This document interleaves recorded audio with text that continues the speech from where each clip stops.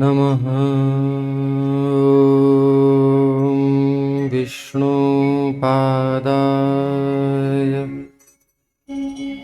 कृष्णप्रेष्ठाय भूतले श्रीमते भक्तिवेदान्त स्वामिन्विति नामिने। नमस्ते सारस्वती देवे गौरवाणी प्रचारिणे निर्विशेषशून्यवादी पाश्चात्यदेशतारिणे।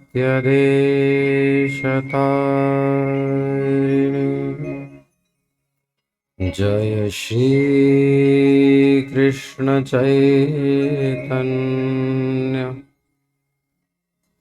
प्रभु नित्यानंद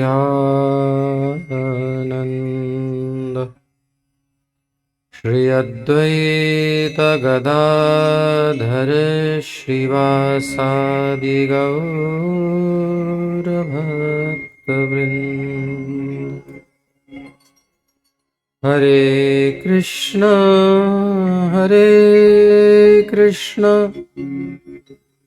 कृष्ण कृष्ण हरे हरे, हरे राम राम राम हरे हरे।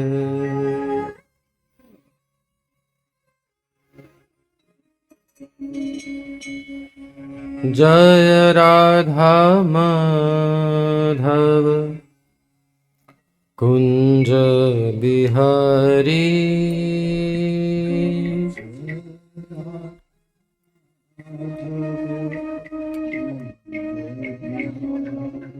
आप गा सकते हैं। जय राधा माधव कुंज बिहारी, जय राधा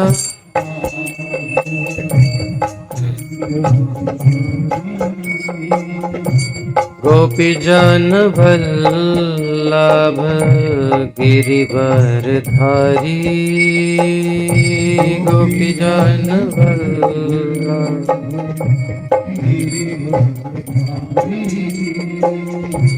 गोपी जन वल्लभ गिरिवरधारी, गोपी जन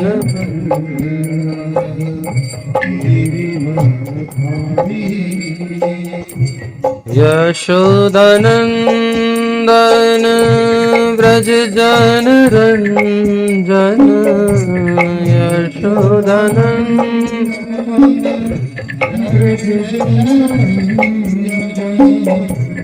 यशोदानंदन व्रज जन रंजन, यशोदा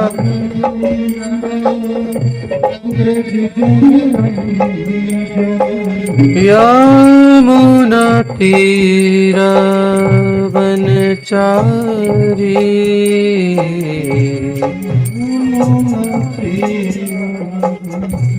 वनचारी। जय Radha Madhav Kunj Bihari,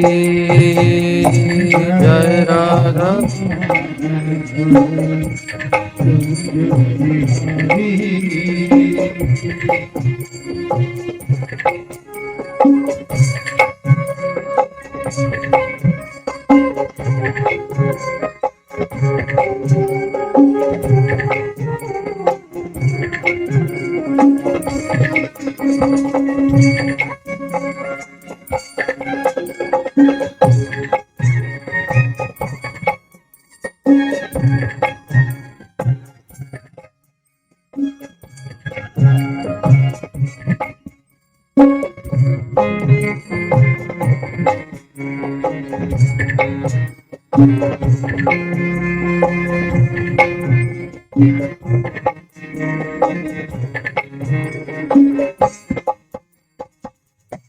Hare Krishna Krishna Krishna Hare Hare, Hare Ram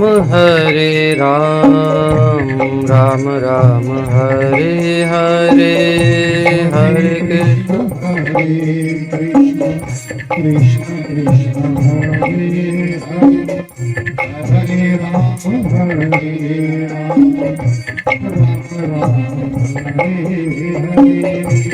Hare Ram Hare Krishna Krishna Krishna Hare Hare, Hare Ram Ram Ram Hare Hare, Hare Krishna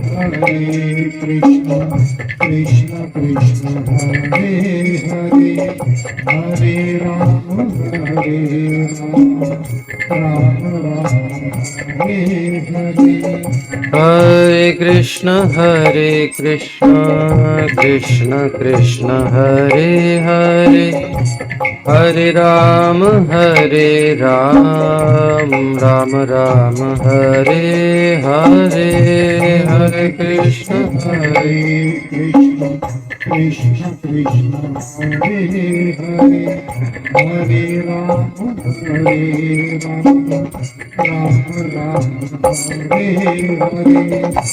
Hare Krishna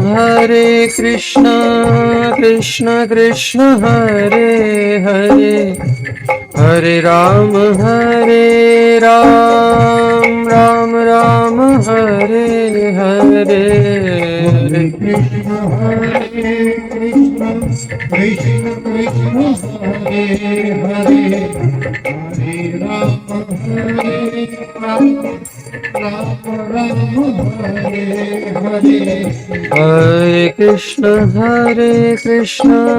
Krishna Krishna Hare Hare, Hare Ram Ram Ram Hare Hare, Hare Krishna Krishna Krishna Hare Hare, Hare Ram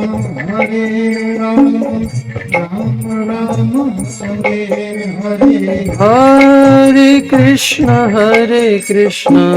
Krishna Krishna Hare Hare, Hare Ram Ram Ram Hare Hare.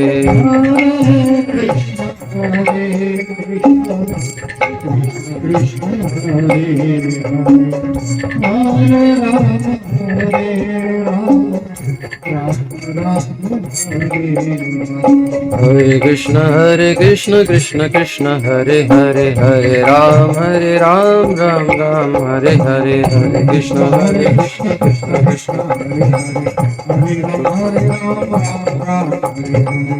Krishna Hare Krishna Krishna Krishna Hare Hare, Hare Ram Ram Ram Hare Hare. Hare Krishna Krishna Krishna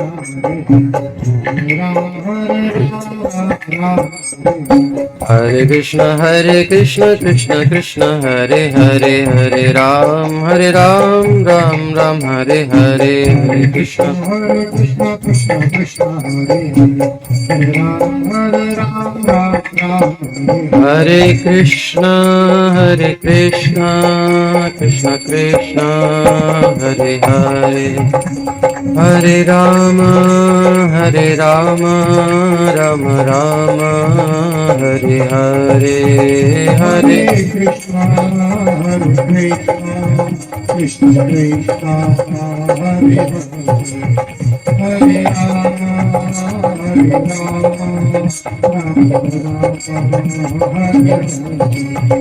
Hare Krishna Krishna Krishna Hare Hare, Hare Ram Ram Ram Hare Hare, हरे Krishna, Hare Krishna, Krishna Krishna, Hare Hare, Hare Rama, Hare Rama, Rama Rama, Hare Hare. जय राधा श्याम सुंदर राधा श्याम सुंदर राधे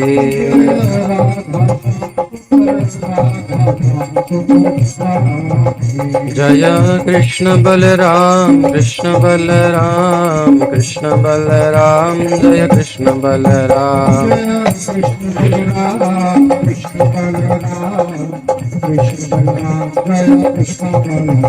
जय गौरनिताय गौरनिताय गौरनिताय जय गौरनिताय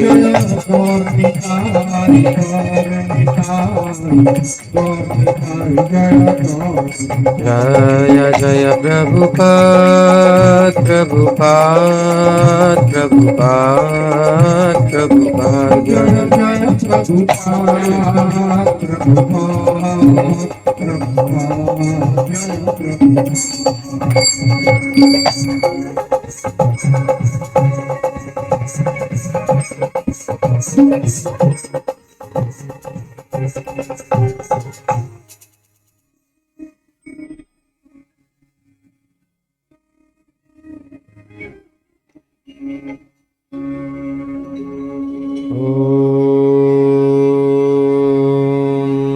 नमो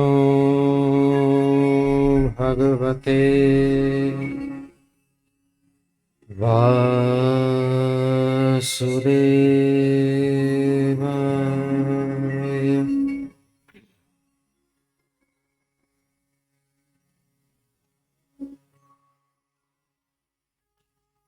बिना mic के भी जोर से बोलेंगे तो आवाज आएगी, बोलिए।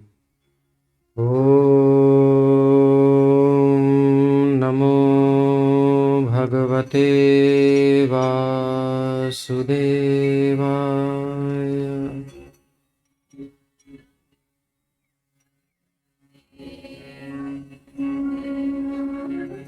ओम नमो भगवते वासुदेवाय।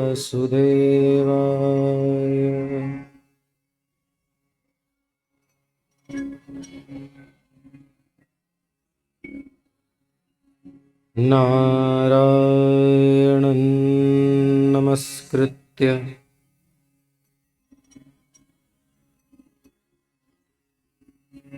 नरं चैव नरोत्तमं देवीं सरस्वतीं व्यासं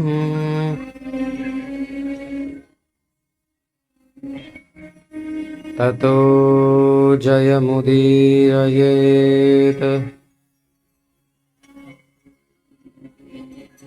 नष्टप्रायेष्वभद्रेषु नित्यं भागवत सेवया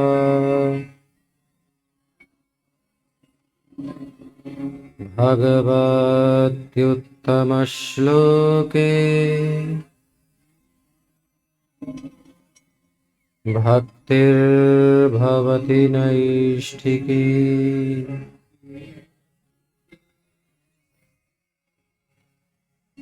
श्रीमद्भागवत महापुराण की जय।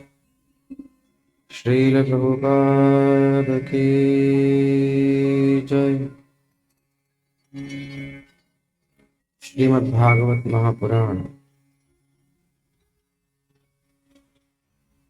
साक्षात भगवान का वांग्मय स्वरूप, तेनियम वांग्मयी मूर्ति प्रत्यक्षा वर्तते हरे।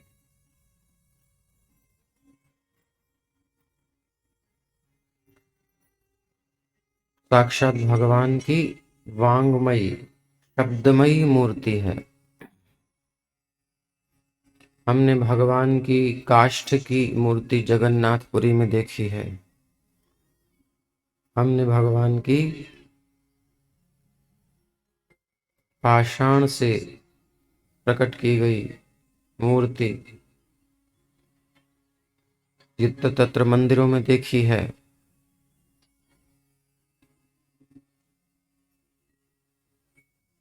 विभिन्न धातुओं की, अष्ट धातु की मूर्ति देखी है,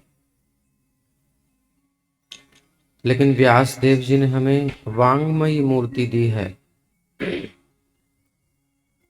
वांगमयी, शब्दमयी मूर्ति।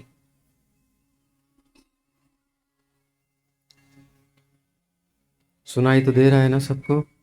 आज पर इतना ही रहेगा, ज्यादा रेंज बढ़ाएंगे तो गड़बड़ हो जाएगी। ये भी शुक्र करिए कि निकल रही है आवाज भगवान की कृपा से। तो तेनेयम वांगमयी मूर्ति ही, वांगमयी मूर्ति है भगवान की श्रीमद् भागवत। प्रत्यक्षावर्तते हरे है, श्री हरि प्रत्यक्ष श्रीमद् भागवत के रूप में हमारे समक्ष विराजमान हैं, हम पर कृपा करने के लिए। तो कल प्रश्न छूटा था कि भाई भगवान जब स्वधाम गमन कर दिए तो धर्म किसकी शरण में गया, धर्म अभी कहाँ से पता चलेगा? तो वही है, ये धर्म जो है श्रीमद् भागवत से ही पता चलेगा।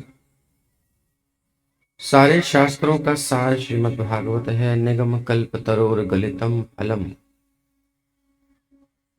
सार रूप में श्रीमद् भागवत हमारे पास है। हमें हमारे कर्तव्यों का भान भागवत से होगा। कौन कौन से कर्तव्यों का? धर्म का। किस धर्म का? तो श्रीमद् भागवत कहते हैं सवै पुंसाम परो धर्मो यतो भक्तिरधोक्षजे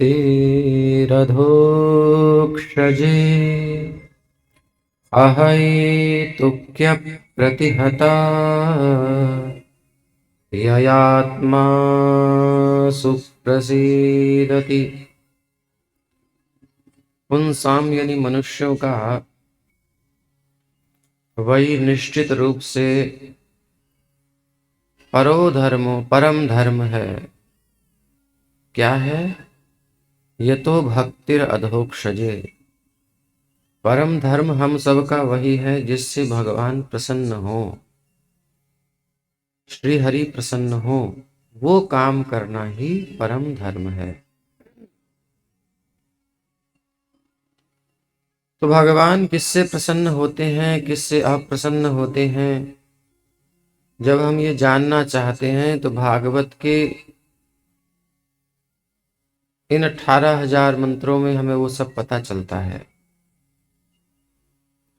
भगवान और भक्त की जो चर्चा है वह भागवत है। भक्त भागवत, भगवान भागवत। तो भक्त और भगवान आपस में कुछ व्यवहार करते हैं, कुछ लीलाएं हैं, आदान प्रदान है प्रेम का। उसमें किसी से तो भगवान रुष्ट होते हैं, किसी से प्रसन्न होते हैं। तो हमें देखना है कि जिससे भगवान रुष्ट हो रहे हैं वो काम नहीं करना, और जिससे भगवान प्रसन्न हो रहे हैं वो काम हमें करना है। यही है भागवत का आश्रय लेकर के अपने जीवन को संभालना। तो सवै पुंसाम परो धर्मो, परम धर्म यही है। बाकी संसार के लौकिक धर्म तो संसार में बताने वाले हमारे माता पिता, आस पड़ोस, साधारण स्कूल के टीचर वगैरह, गुरुजन आप पास बताते ही रहते हैं। यद्यपि वो भी अभी दुर्लभ हो रहा है, लेकिन भागवत से हमें सब कुछ पता चलता है। साधारण लौकिक धर्म भी और विशेष धर्म भी, परम धर्म भी। तो प्रश्न है कि धर्म का पालन करने की जरूरत ही क्या है, क्यों करें पालन? तो देखो भाई, अगर हम धर्म का पालन नहीं करते तो फिर हम मनुष्य शरीर प्राप्त करके भी पशु ही रह जाएंगे। क्योंकि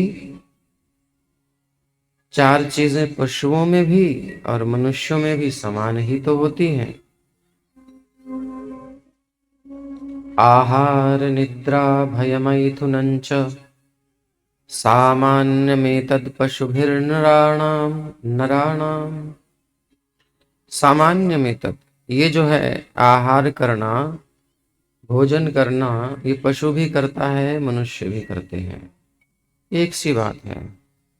निद्रा, वो भी सोते हैं, हम भी सोते हैं। वो भी डर करके अपनी रक्षा का प्रयास करते हैं अपने तरीके से। किसी को भी तुम आक्रमण करोगे, उसको भय पहुंचाओगे, तो वो कुछ ना कुछ अपनी रक्षा का उपाय करता है। और वो भी अपने संसार को बढ़ाते हैं, बालक बच्चे पैदा करते हैं। तो यही काम मनुष्य भी करते हैं, वो भी खाते हैं, सोते हैं और अपनी सुरक्षा की व्यवस्था करते हैं। और यद्यपि सरकार कहती है हम दो हमारे दो, से बात कहती है हम दो हमारा एक, लेकिन फिर भी करते हैं। सरकार की बात वैसे मानने की जरूरत नहीं है, क्योंकि रशिया में, चाइना में इसी चक्कर में समस्याएं शुरू हो रही हैं। वहां बच्चे पैदा करने को समस्या थी, मना कर रहे थे, अब कह रहे हैं आगे आने वाले समय में संख्या कम हो जाएगी। ये बड़े उल्टे पुल्टे नियम निकालती रहती हैं सरकारें, पता नहीं कहां कहां से नियम लाती हैं। शास्त्र में कभी भी इस प्रकार के नियोजन की बात नहीं की गई। परिवार नियोजन की आवश्यकता ही नहीं है यदि कोई धर्म का पालन करे तो। क्यों? क्योंकि धर्म का पालन करने से ही स्वाभाविक परिवार नियोजन हो जाता है। क्योंकि भगवान गीता में कहते हैं कि अधर्म पूर्वक समागम करना ही नहीं है, और धर्म पूर्वक समागम रेयर होता है, बहुत कम। इसलिए जो संतानें होंगी वो बलिष्ठ होंगी, धर्मानुकूल होंगी और धर्म का पालन करने से स्वस्थ होंगी, समाज के लिए लाभदायक होंगी। फिर चाहे 2 हो, 4 हो, 5 हो, 10 हो, कोई समस्या नहीं। पहले के समय में भाई बहन बहुत सारे होते थे, अभी आदमी से 1-2 ही पालने भारी पड़ रहे हैं, क्योंकि व्यवस्थाएं ऐसी बना दी गई, सोच ऐसी बना दी गई, और शक्ति खर्च करना बंद नहीं करते। ये सब आसुरी सभ्यता है। तो कहने का मतलब इतना ही है कि हम अगर ये 4 चीजें भी करते हैं और भगवान के भजन में, भगवान की प्रसन्नता को ध्यान में नहीं रखते हैं, धर्म पालन नहीं करते, तो एक पशु में और मनुष्य में अंतर ही क्या आ गया? कोई अंतर नहीं है। फिर धर्मो ही एको अधिको विशेषो धर्मेण हीना पशुभिः समाना। धर्म ही एकमात्र अधिक है, विशेष है, और धर्म से हीन जो है वो मनुष्य नहीं है, वो मनुष्य रूपेण मृगाः चरन्ति। मनुष्य के रूप में पशु जानवर ही चल रहे हैं। तो मनुष्य का शरीर और काम पशुओं का, ये अच्छी बात नहीं है। भगवान ने अपने जैसा शरीर दिया है। श्याम सुंदर कैसे हैं? 2 भुजाएं हैं भगवान की, 2 चरण कमल हैं। हम सबको भी भगवान ने वैसा ही बनाया, अपने जैसा बनाया, क्योंकि भगवान हमसे बहुत प्रेम करते हैं और हमें अपने पास बुलाना चाहते हैं। इसलिए वो कहते हैं कि तुम और मैं एक से हैं, तो आ जाओ मेरे पास, आ जाओ। संसार के चक्र से निकल के, दुखों के स्थान से निकल के मेरे पास आ जाओ, ये भगवान का निमंत्रण है। ये जो मनुष्य शरीर है वो यही कहता है कि चलो कृष्ण के पास चलो।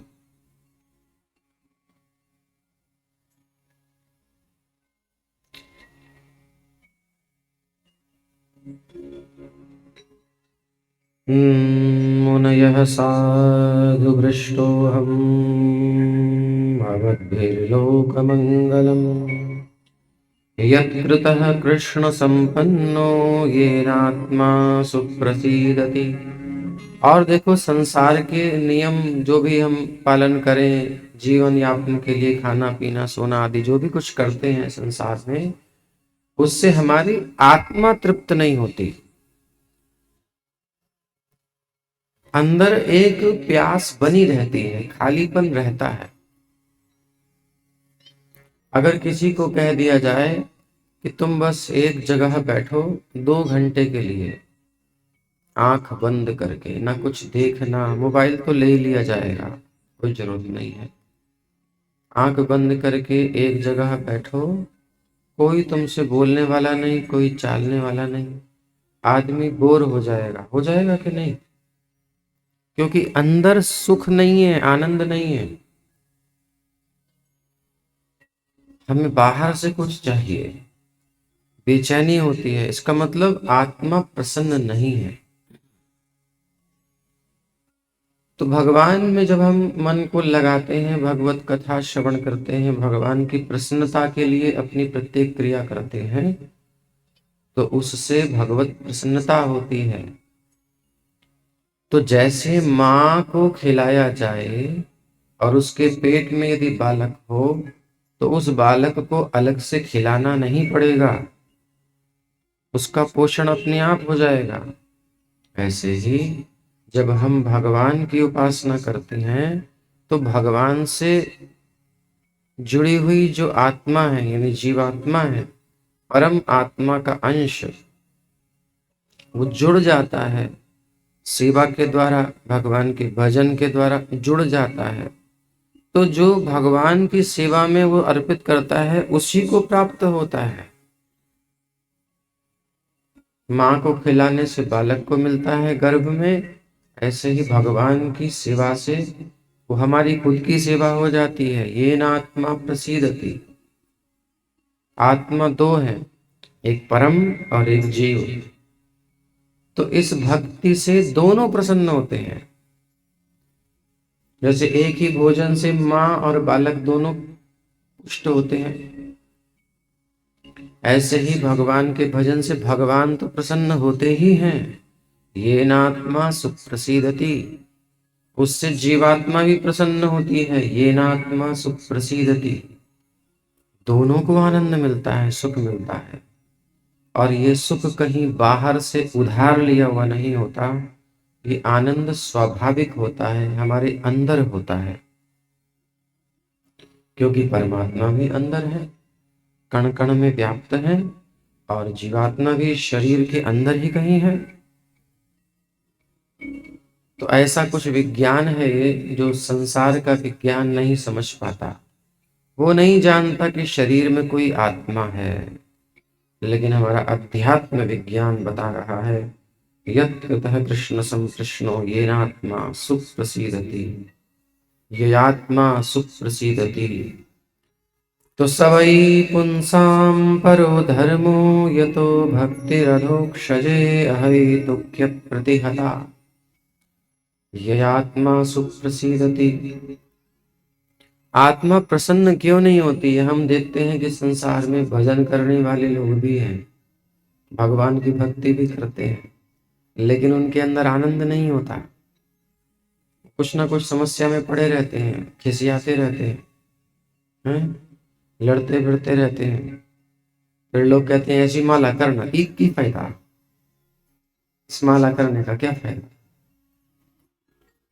तो बात यह है कि उनकी भक्ति में थोड़ा सा फॉल्ट है, थोड़ा सा दोष है। क्या? अहैतुकी अप्रतिहता, वो भक्ति अहैतुकी नहीं करते। यानी भगवान का भजन तो करते हैं, हरे कृष्ण हरे हरे। आप सब अगर बोलेंगे तो थोड़ा सा गले को रिलैक्स मिलेगा और कानों में सुनने को मिलेगा आप कैसे बोलते हो। आपकी बड़ी मीठी आवाज है, तो जब हम बोले हरे कृष्ण तो पूरा मंत्र बोलना, बोलिए हरे कृष्ण हरे कृष्ण।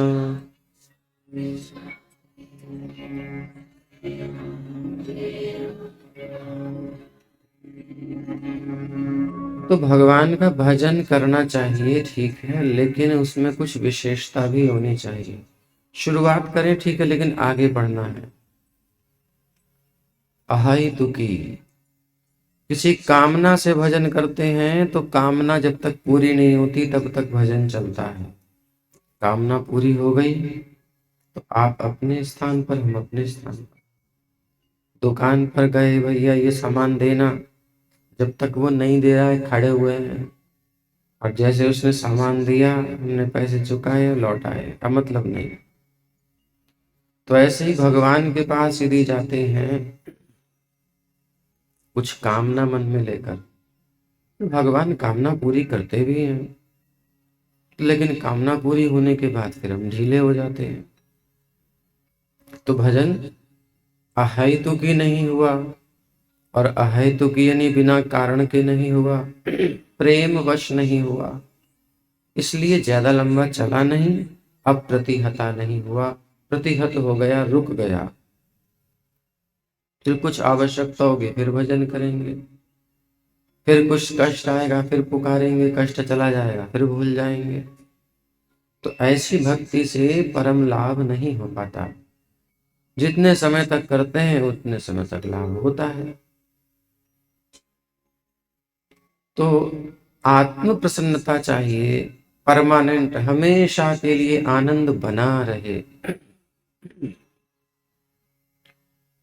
तो जैसे एक घड़ा हो, वो घड़ा, उसमें कई सारे छेद हों, और उस घड़े को आप यमुना जी से भर कर लाएं, तो यमुना जी से भर कर लाने में कितना समय लगेगा? कितने समय में ला पाएंगे?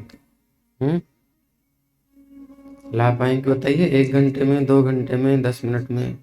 मानो अब यमुना जी के तट पर पहुंच गए, अब यही यमुना जी बह रही हैं, आपको मटका दिया जिसमें कई सारे छेद हैं, और आपसे कहा भर करके यहाँ लेके आइए कलश। तो क्या ला पाएंगे? तो भरेंगे जब तक लगेगा भर गया, लेकिन जब निकालेंगे तो खाली, फिर भर गया फिर खाली। तो ऐसे ही कामनाओं का छेद जब होता है ना, तो कामनाओं के छेद के कारण वो बहता रहता है भजन, कामनाओं की पूर्ति में लग जाता है। छेद नहीं होता तो वो छेद में से जल थोड़ी निकलता, वो भरता थोड़ी उसको। तो अपने जीवन से भगवान को निकालने का प्रयास ना करके उन्हें धारण करने का प्रयास करना है। तो करें क्या? मटके में जल भर के ला नहीं सकते, एक काम तो कर सकते हैं, कामनाएं छोड़ी भी नहीं जाती, ठीक, और छेद बंद नहीं होते, इसलिए रस टिकता नहीं, भक्ति का आनंद टिकता नहीं, और आनंद टिकता नहीं इसलिए हम आत्म प्रसन्नता को प्राप्त नहीं होते। तो दूसरा उपाय ये है कि घड़े को यमुना जी में ही छोड़ दो। यमुना जी में जब छोड़ देंगे तो भर गया मटका कि नहीं भर गया? अब तो कोई समस्या नहीं, छेद हैं सो रहे हैं, उससे क्या फर्क है। तो अगर हमें सच में आनंद चाहिए, हमेशा के लिए सुख चाहिए किसी भी परिस्थिति में, तो अपने आप को निरंतर भगवान के चिंतन में, भगवान की सेवा में लगा दीजिए। चाहे सुख हो चाहे दुख हो, कैसी परिस्थिति में। गृहे थाको वने थाको, सदा हरि बोले डाको। गृहे थाको वने थाको,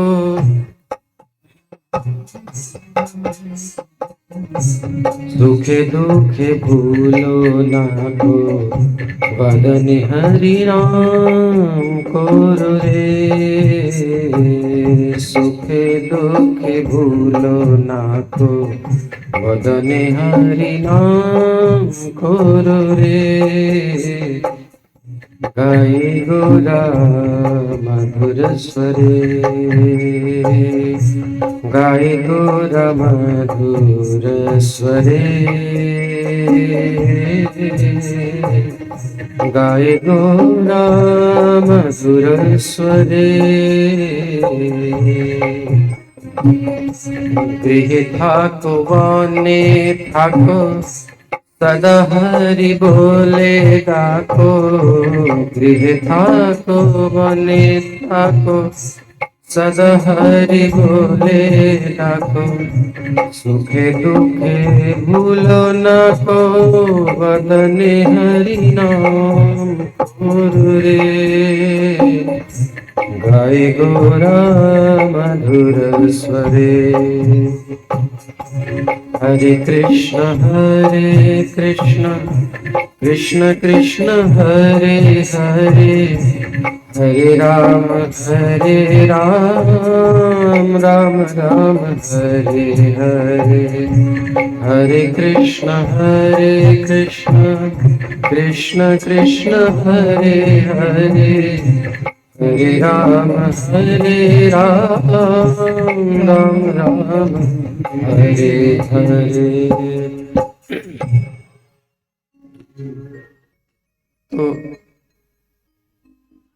गृह थाको वने थाको, घर में रहो चाहे घर से बाहर रहो, सदा हरि का नाम बोलते रहो। सुख में रहो चाहे दुख में रहो। अब कंठ अगर साथ नहीं देता, दर्द हो रहा है, कोई बात नहीं, जितना बोल रहा है उतना बोलो, बोलना चाहिए। भगवान का नाम छोड़ना नहीं है। और किसी के पास वाणी ही नहीं है तो मन में तो ले सकता है, नाम तो कोई भी जप सकता है। तो सुखे दुखे भूलो ना को वदने हरिनाम करो रे। वदन अर्थात मुख से हरिनाम लेते रहो, लेते रहो। जब दुख आए तो रो रो करके पुकारो, जब सुख आए तो आनंद में नाच नाच करके गाओ। दोनों स्थितियों में कल्याण ही होगा। सुख में दुख में भूलो मत। जब ऐसा भजन करेंगे तो सुख और दुख से परे हो जाएंगे और आनंद में स्थित हो जाएंगे। आनंद कंद श्री कृष्ण का संग पाएंगे। यही है अध्यात्म की स्थिति, यही है भागवत का फल। निरंतर भगवान का सानिध्य मिल जाए। यह आत्मा सुख प्रसीदति। इस प्रकार से जब कोई भजन करता है तो उसकी आत्मा प्रसन्न हो जाती है, और आत्मा प्रसन्न हो जाती है तो शरीर में कुछ भी होता रहे उसको अंदर नहीं व्यापता। शरीर है, इसका अपना धर्म है, इसका जो होना है प्रारब्ध के अनुसार होगा, लेकिन अंदर आनंद अखंड चलता है, अखंड आनंद। वासुदेवे भगवती भक्ति योग प्रयोजितः जनयत्याशु वैराग्यम ज्ञानं च यदैहैतुकम्। वासुदेवे भगवती भक्ति योग प्रयोजितः। ऐसे कोई भजन करे, भक्ति करे, किसी भी परिस्थिति में भगवान का स्मरण ना छोड़े तो जनयति आशु, बहुत जल्दी उसके अंदर वैराग्य जाग जाता है। अब लोग वैराग्य से डरते हैं। वैराग्य का मतलब क्या होता है? क्या मानते हैं जयदेव जी? वैराग्य का मतलब संसार में, बोलो, माइक में बोलो। सब लोग क्या मानते हैं वैराग्य को?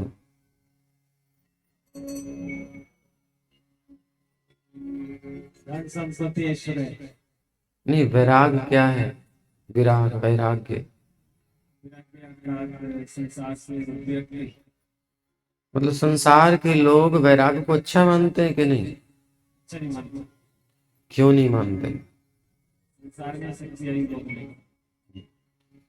आप बताओ, आपको वैराग हो जाए तो आपको अच्छा लगेगा? घर वालों को अच्छा लगेगा? नहीं। क्यों नहीं अच्छा लगेगा बताओ? नंबर एक, कौन बताएगा? आप बताओ, क्यों नहीं अच्छा लगेगा? एक माइक इधर भी रख दो भाई।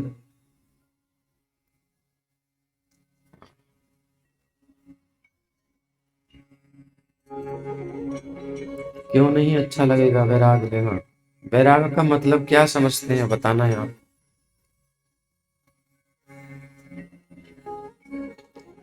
जो भी आप सबकी मान्यता है बोल सकते हो।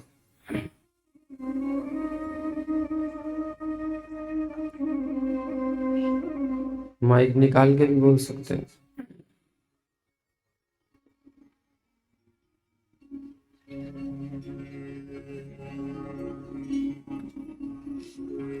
अपना माइक अपने पास रखना चाहिए। आप बोलिए। हरे कृष्णा। प्रभु जी, जो वैराग्य है भौतिक भोगों से आसक्ति का छूटना, मेरे हिसाब से प्रभु जी वैराग्य है। और जो परिवार के जन हैं, यदि वो हमारे साथ भक्ति में लगे हुए हैं तो उनको कोई आपत्ति नहीं होगी। परंतु जो परिवार के जन भक्ति से रहित हैं, वो भक्ति में नहीं लगे, तो वो तो हमें यही करते हैं, गए काम से सारा दिन हरे कृष्णा यही करते हैं, यही करते हैं बस प्रभु जी। और आपके बगल में माता जी, ये आप बताइए, वैराग अच्छा नहीं मानते ना? क्यों नहीं अच्छा मानते? जी ये जो सेम इन्होंने बात, आप अपनी और बात बताइए कोई। हम तो मतलब जब हर समय हम भगवान की भक्ति में लगे रहेंगे तो घर का सारा काम छूट जाएगा, हाँ, जिससे परिवार के सदस्य हमसे नाराज होंगे। चलिए बहुत सुंदर। और पीछे कोई अपने अपने बिंदु बताओ, क्यों खराब है वैराग्य, अच्छा नहीं है? और कोई पीछे माइक दीजिए दीजिए। अपना अपना स्वार्थ है प्रभु जी सबसे। क्या स्वार्थ है? सभी को अपने अपने वो पूरे करने होते हैं। यदि हम भक्ति में लगेंगे तो उन लोगों की तरफ ध्यान नहीं जाएगा। सुख नहीं भोग पाएंगे संसार के, ऐसा मानते ना? और पीछे माइक दो। माता जी, वैराग क्यों खराब है?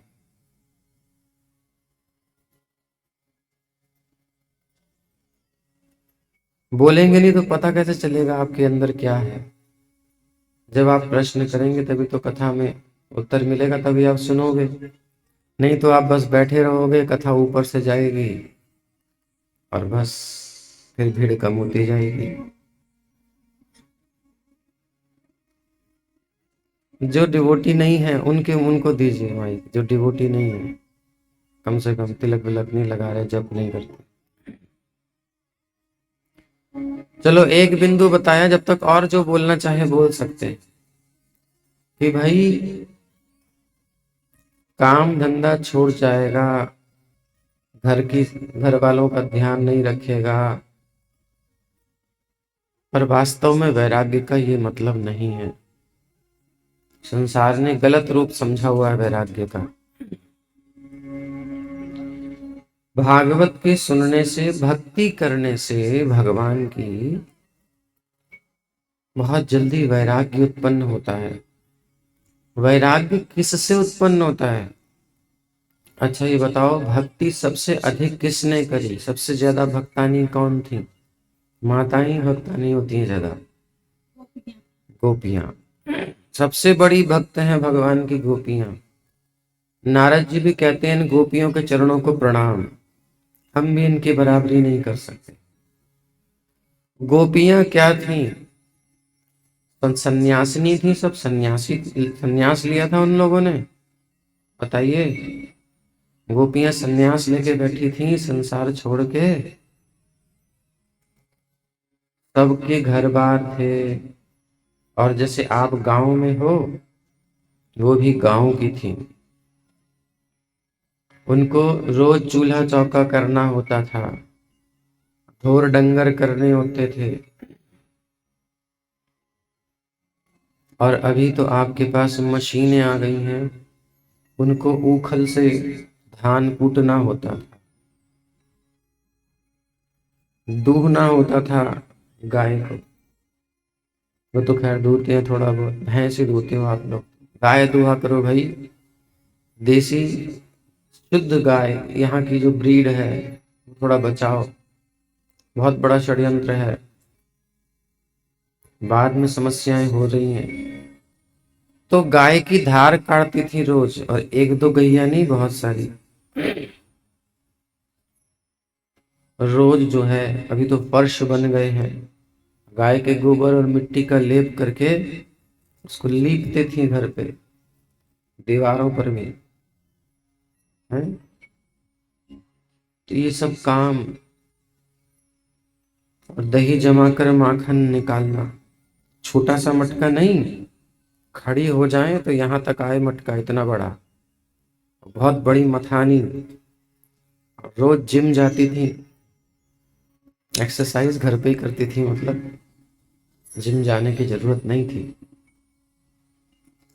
और अपने बच्चों को खिलाती पिलाती, नहलाती धुलाती, अपने पतियों की सेवा करती, सास ससुर का ध्यान रखती, ये सब काम करती थी। और वो कौन थी? सबसे बड़ी भक्तानी भगवान की। उनसे बड़ा कोई भक्त नहीं हुआ, उनसे बड़ा कोई भक्त नहीं हुआ। और भक्ति जब कोई करता है तो उसको वैराग्य हो जाता है। अब बताओ फिर, गलत बात है ना ये समझना लोगों का कि भक्ति से सब छूट जाएगा। इसका मतलब ये है हम अर्थ समझे ही नहीं वैराग्य का।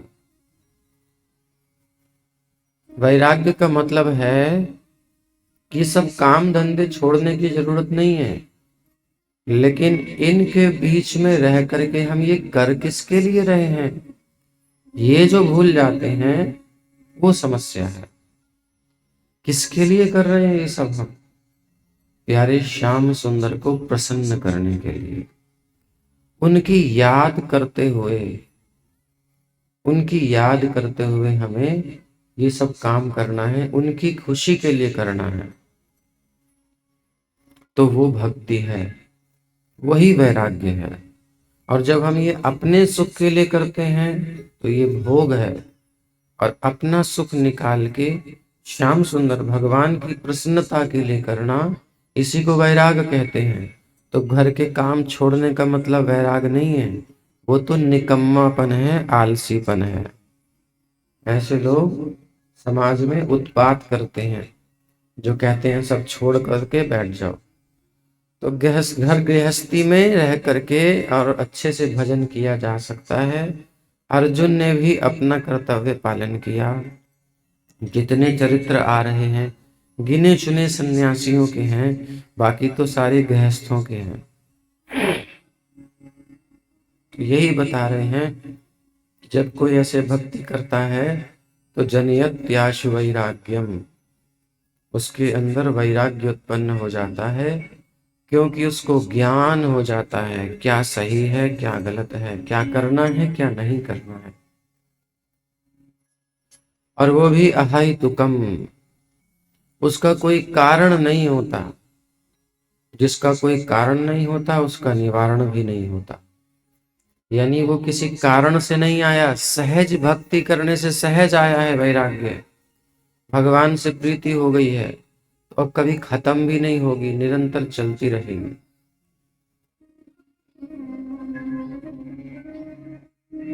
तो अभी वैराग्य का मतलब समझ में आ गया?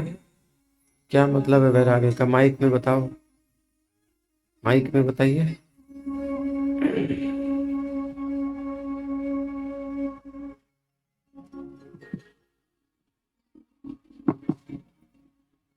घर का काम करते हुए निरंतर भगवान का स्मरण करना, उसको मतलब हर समय याद करना, काम भी करना और भगवान को भी याद रखना। ये है वैराग्य। और भगवान को भूल जाना, ये वैराग्य नहीं, भोग हो गया, ये भोग हो गया। और इसके कारण संसार में कष्ट मिलते हैं।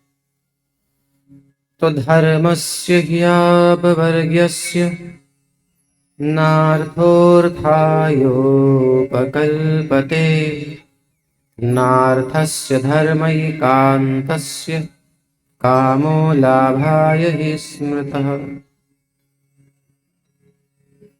कामस्य नेन्द्रियप्रीतिर्लाभो जीवेत यावता, जीवस्य तत्त्वजिज्ञासा नार्थो यश्चेह कर्मभिः।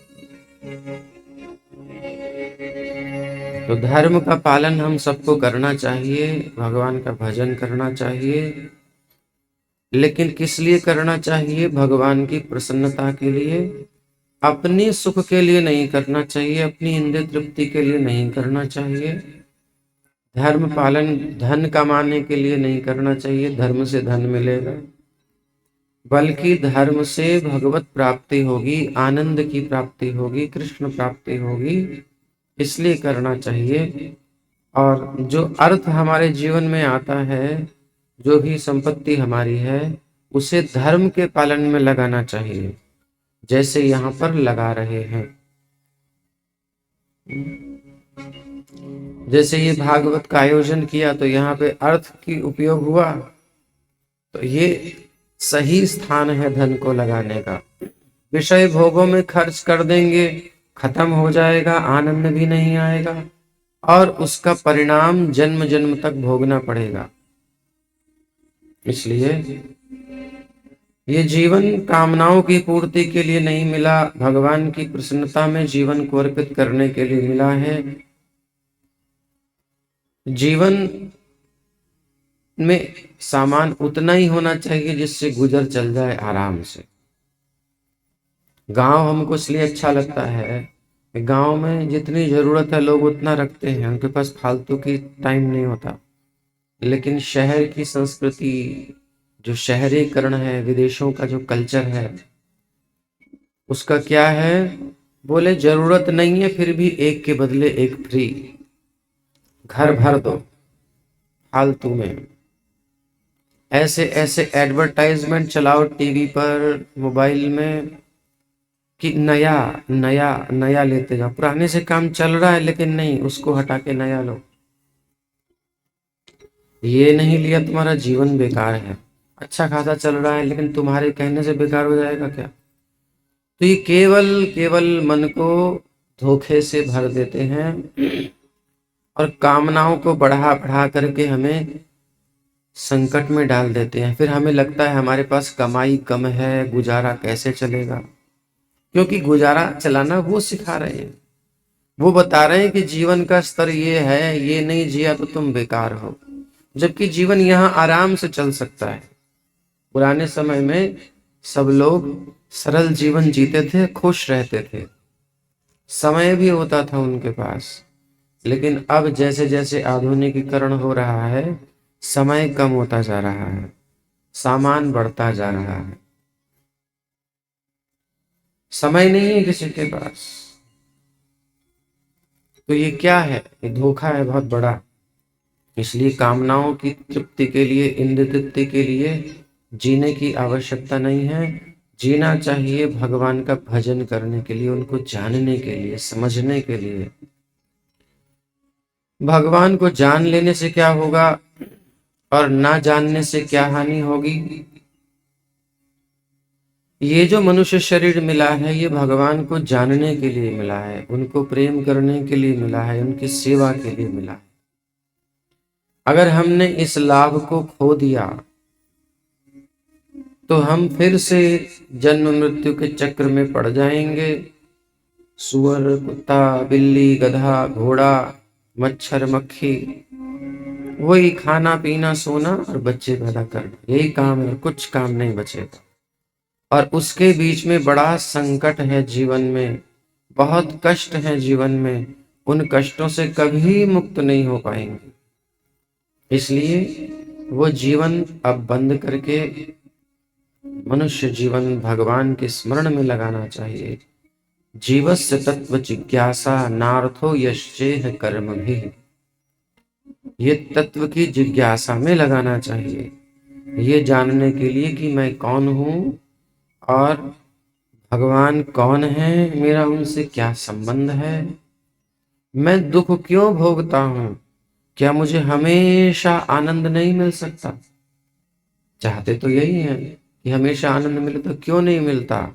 ये सारे प्रश्न हमें करने चाहिए, लेकिन इतने प्रश्नों का समय ही कहाँ मिलता है। हमें ऐसी चक्की में लगा दिया गया है जो कभी भी रुकती नहीं है। संसार में ऐसा कुछ कुछ हमें थमा दिया गया है, बस चले जाओ चले जाओ चले जाओ, उसका अंत नहीं है। कोल्हू का बैल ऐसा नहीं, मनुष्य शरीर में कम से कम काम करके और जीवन यापन करके मस्त रहा जा सकता है, और जो समय बचे उसमें भागवत पढ़ना, भागवत पे मनन करना, ये करना चाहिए, तत्व जिज्ञासा करनी चाहिए। अगर करेंगे तो जन्म और मृत्यु का जो कष्ट है हमेशा के लिए खत्म हो जाएगा।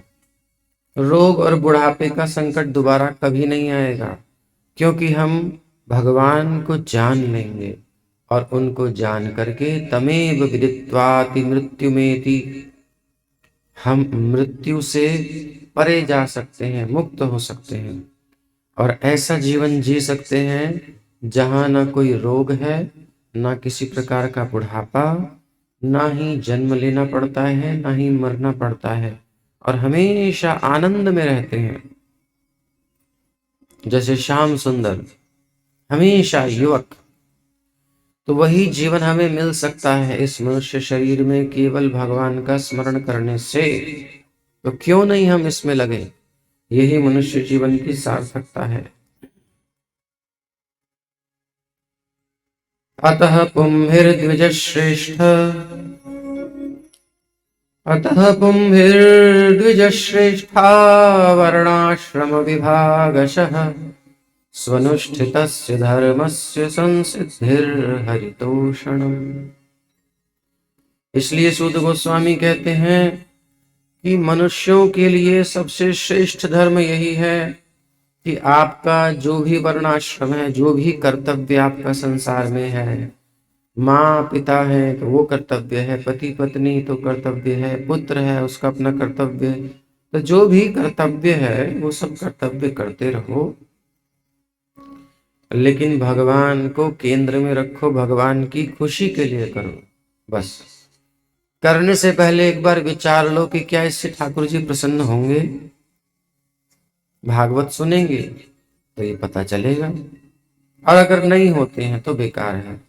तो स्वानुष्ठितस्य धर्मस्य संसिद्धिर, जो भी हम करते हैं उस करने की सिद्धि सफलता यही है कि हरितोषणम, भगवान प्रसन्न हो जाएं। माता पिता की सेवा करते हुए पुंडलीक ने भगवान विठलनाथ को प्रकट कर दिया। विठलनाथ आ गए उसकी सेवा से प्रसन्न होकर, क्योंकि वो भगवत प्रसन्नता के लिए कर रहे थे। तो भगवान विठलनाथ दक्षिण उसमें महाराष्ट्र में इस प्रकार से देखा होगा आपने, खड़े रहते हैं विठलनाथ,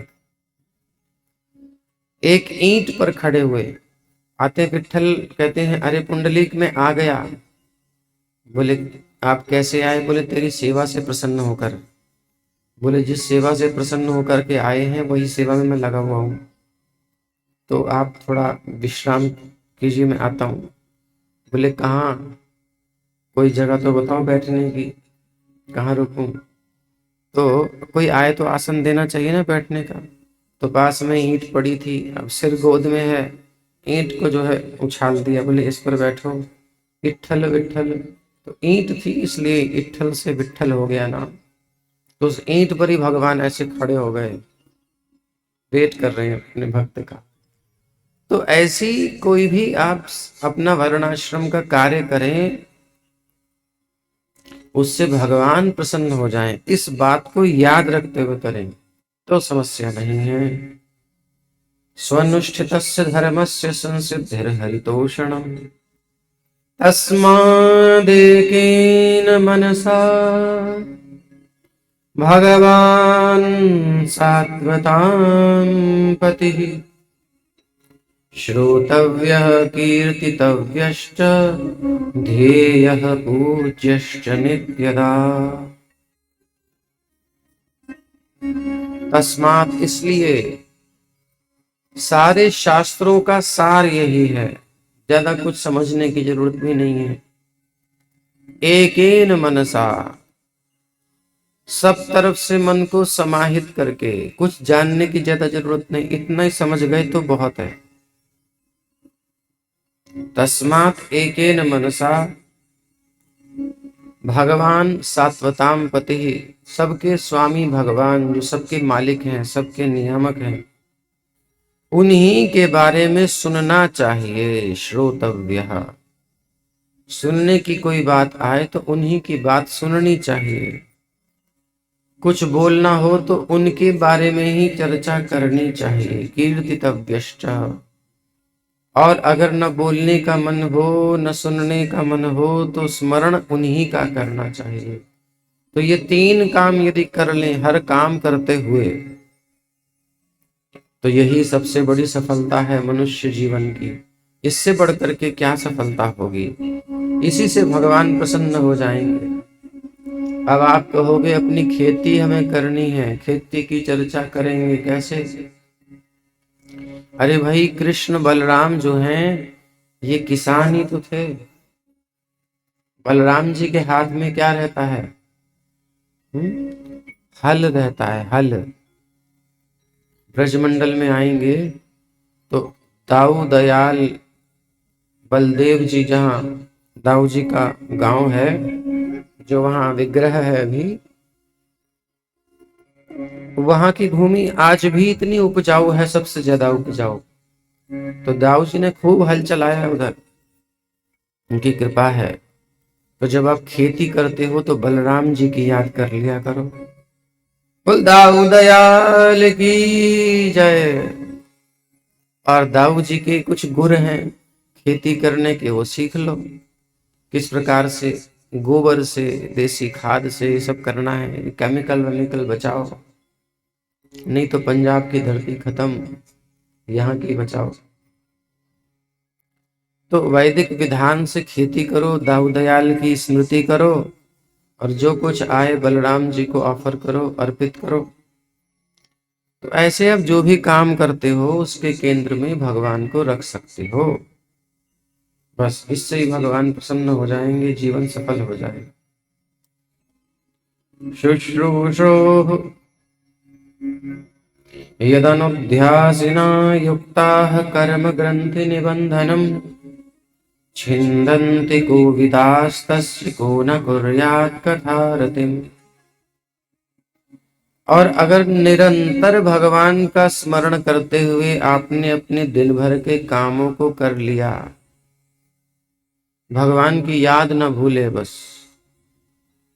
तो ये क्या करेगा? ये एक तलवार की काम करेगा, असी तलवार का काम करेगा। ये स्मरण भगवान का ये क्या करेगा? आपके जो दुखों के कारण हैं, जो कष्टों के कारण हैं, उन कर्मों को काट देगा।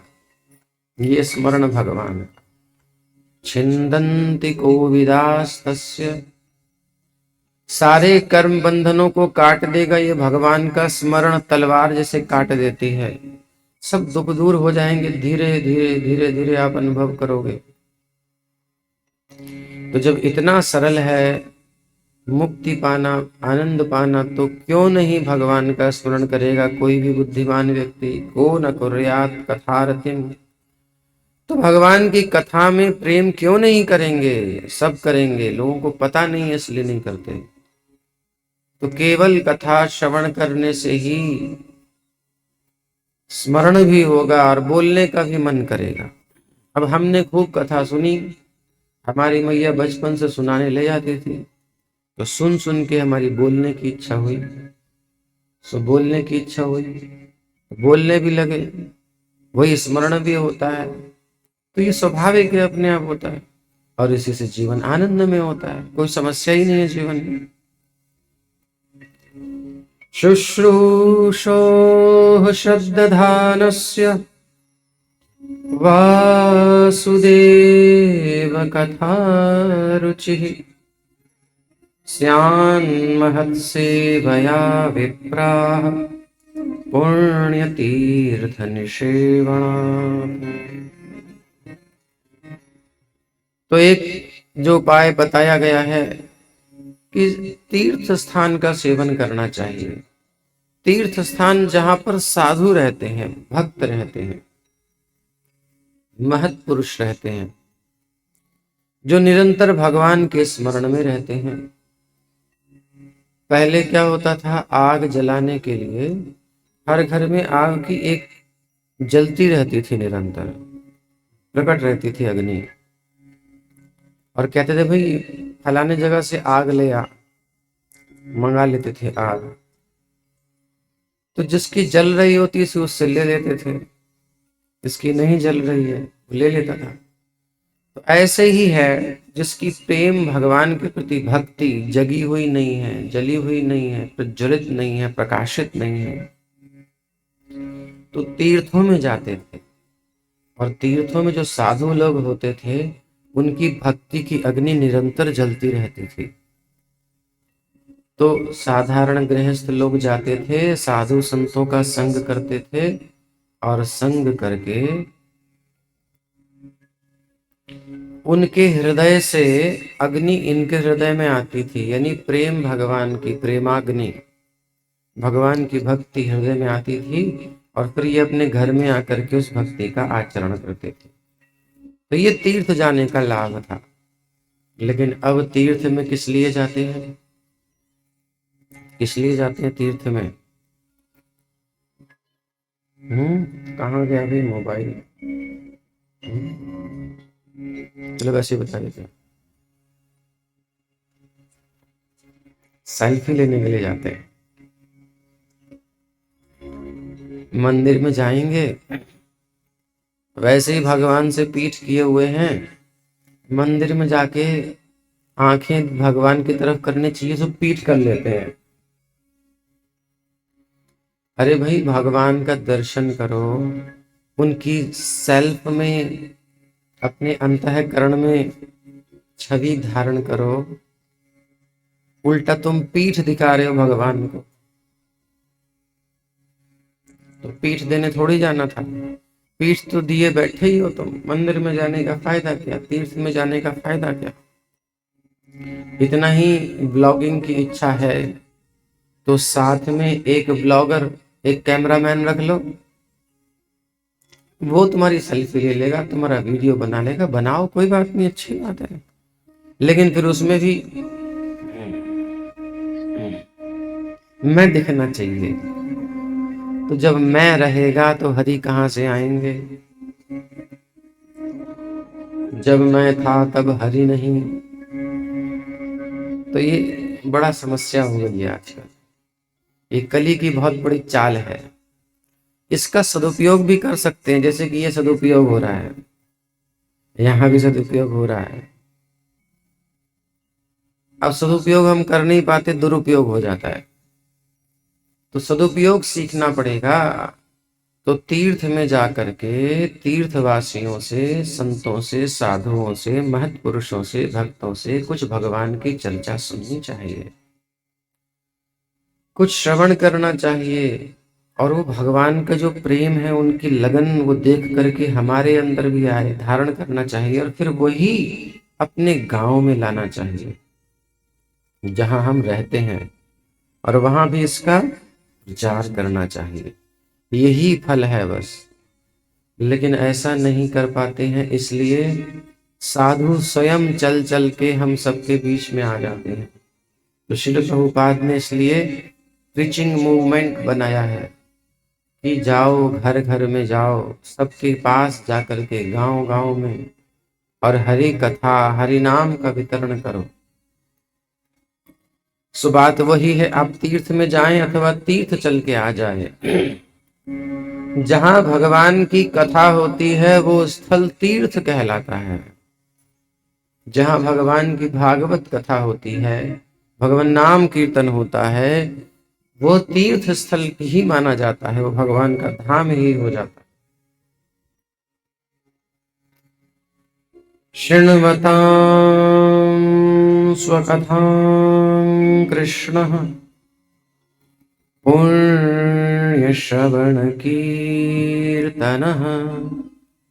हृद्यन्तः स्थो ह्यभद्राणि विधुनोति सुहृत्सताम्।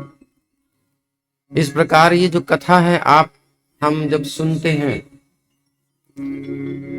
तो भगवान जो है ना सबके हृदय में पहले से बैठे हैं, लेकिन एक्टिवेट नहीं है।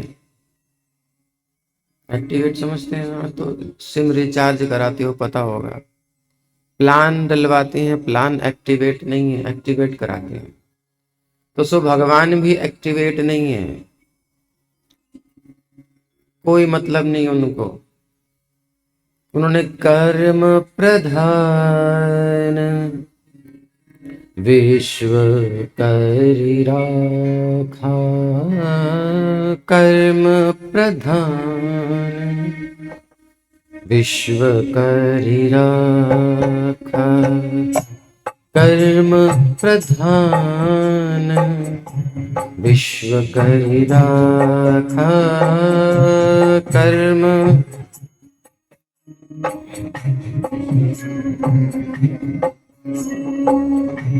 जो जस करहि सो तस फल चाखा, जो जस करहि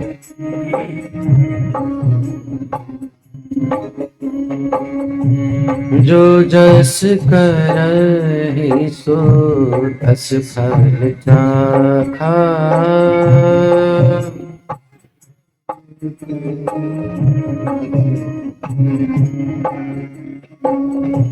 कर्म प्रधान विश्व करि राखा, कर्म प्रधान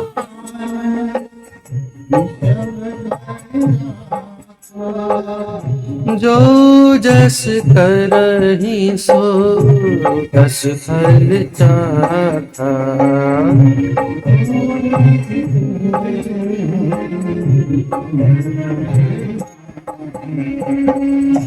कर्म प्रधान विश्व करि राखा, कर्म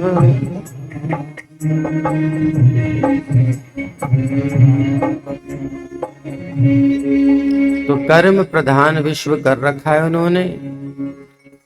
आपने जो किया उसका फल आपको मिल जाएगा, डेट्स ऑल, खत्म बात। हमारा तुम्हारा इतना ही नाता है सबके हृदय में, लेकिन एक्टिवेट नहीं है। सिस्टम बना दिया, करोगे सो भरोगे। लेकिन जब इनमें से ही कोई व्यक्ति पहुंचता है,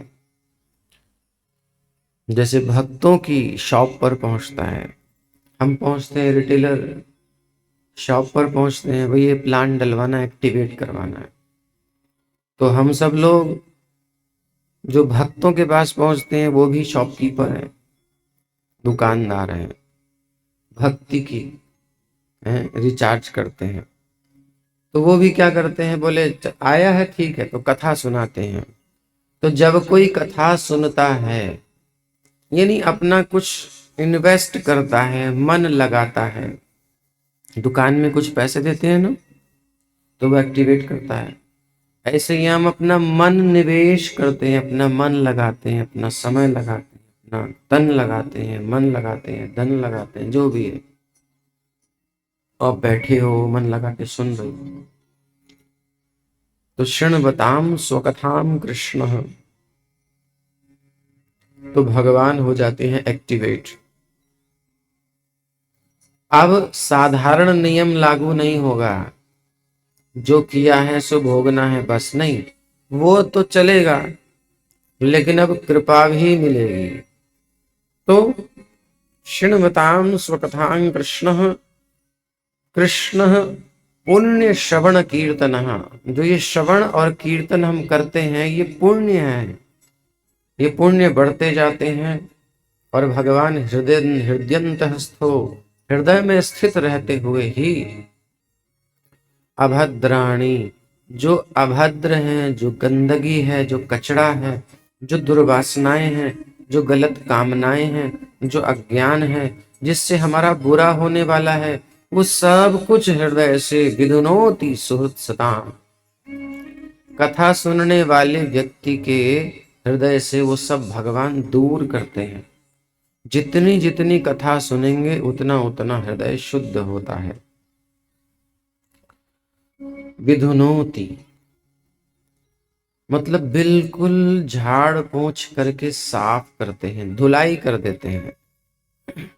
हृदय स्वच्छ हो जाएगा और स्वच्छ हृदय में ही आनंद कंद भगवान रहते हैं, विराजमान रहते हैं। यानी आनंद उसी के जीवन में होता है जिसका हृदय स्वच्छ होता है।